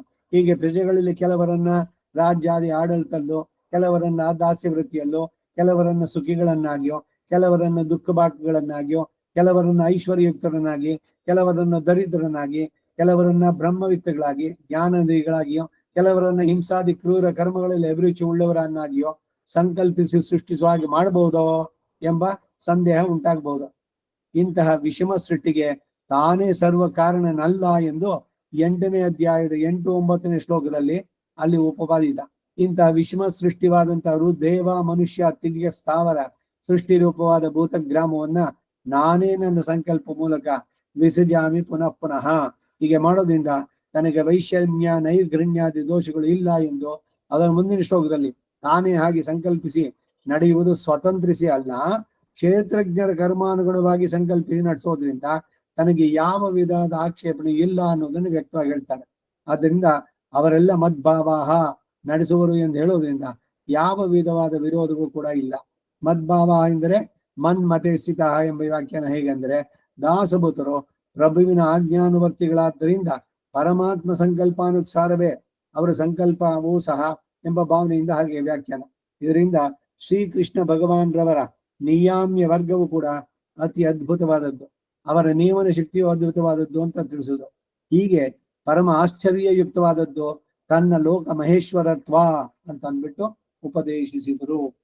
ಇದು 6ನೇ ಅಧ್ಯಾಯದ 6ನೇ ಶ್ಲೋಕದ ಅರ್ಥ ಮತ್ತು ಭಾಷ್ಯ ಎರಡು ಆಯ್ತು. 7ನೇ ಲೋಕ ಏನು ಅನ್ನೋದನ್ನ ಶ್ಲೋಕನ ಮುಂದಿನ ವಾರ ನೋಡೋಣ. ವಸುದೇವ ಸುತಂ ದೇವಂ ಕಂಸ ಚಾಣೂರಮರ್ದನಂ ದೇವಕೀ ಪರಮಾನಂದಂ ಕೃಷ್ಣಂ ವಂದೇ ಜಗದ್ಗುರುಂ ಅತಸಿ ಪುಷ್ಪಸಂಕಾಶಂ ಆರನೂಪುರಶೋಭಿತಂ ರತ್ನಕಂಗಣಕೇಯೂರಂ ಕೃಷ್ಣಂ ವಂದೇ ಜಗದ್ಗುರುಂ ಕುಟಿಲಾಲಕ ಸಂಯುಕ್ತಂ ಪೂರ್ಣಚಂದ್ರನಿಭಾನನಂ ವಿಲಸತ್ಕುಂಡಲಧರಂ ದೇವಂ ಕೃಷ್ಣಂ ವಂದೇ ಜಗದ್ಗುರುಂ ಮಂದಾರಗಂಧ ಸಂಯುಕ್ತಂ ಚಾರುಹಾಸಂ ಚತುರ್ಭುಜಂ ಬರ್ಹಿ ಪಿಂಚಾವಚೂಡಾಂಗಂ ಕೃಷ್ಣಂ ವಂದೇ ಜಗದ್ಗುರುಂ ರುಕ್ಮಿಣೀಕೇಳಿ ಸಂಯುಕ್ತಂ ಪೀತಾಂಬರ ಸುಶೋಭಿತಂ ಅವಾಪ್ತ ತುಳಸಿ ಕೃಷ್ಣಂ ವಂದೇ ಜಗದ್ಗುರುಂ ಗೋಪಿಕಾನಾಂ ಜಗದ್ಗಂಧಂ ಕೊಂಕಮಾಂಕಿತವಕ್ಷಸಂ ಶ್ರೀನಿಕೇತಂ ಮಹೇಶ್ವಾಸಂ ಕೃಷ್ಣಂ ವಂದೇ ಜಗದ್ಗುರುಂ ಶ್ರೀವತ್ಸಾಂಕಂ ಮಹೋರಸ್ಕಂ ವನಮಾಲಾ ವಿರಾಜಿತಂ ಶಂಖಚಕ್ರಧರಂ ದೇವಂ ಕೃಷ್ಣಂ ವಂದೇ ಜಗದ್ಗುರುಂ ಕೃಷ್ಣಾಷ್ಟಕಮಿದಂ ಪುಣ್ಯಂ ಪ್ರಾತರುದ್ಧಾಯ ಪಠೇತ್ ಕೋಟಿ ಜನ್ಮಗತಂ ಪಾಪಂ ಸ್ಮರಣೇನ ವಿರಿಷ್ಯತಿ. ಕವಿತಾರ್ಕಿಕ ಸಿಂಹಾಯ ಕಲ್ಯಾಣ ಗುಣಶಾಲಿನೆ ಶ್ರೀಮತೆ ವೆಂಕಟೇಶಾಯ ವೇದಾಂತ ಗುರವೇ ನಮಃ. ವಾದಿದ್ವಿಪಶಿರೋ ಭಂಗ ಪಂಚಾನ್ನ ಪರಾಕ್ರಮಃ ಶ್ರೀಮಾನ್ ವೆಂಕಟನಾಥಾರ್ಯಶ್ಚಿರಂ ವಿಜಯತಾಂ ಭುವಿ. ಶ್ರೀಮತೆ ನಿಗಮಾಂತ ಮಹಾದೇಶಿಕಾಯ ನಮಃ. ಸರ್ವಂ ಶ್ರೀ ವಾಸುದೇವಾರ್ಪಣಮಸ್ತು. ನಮಸ್ಕಾರ ಮಾಮ.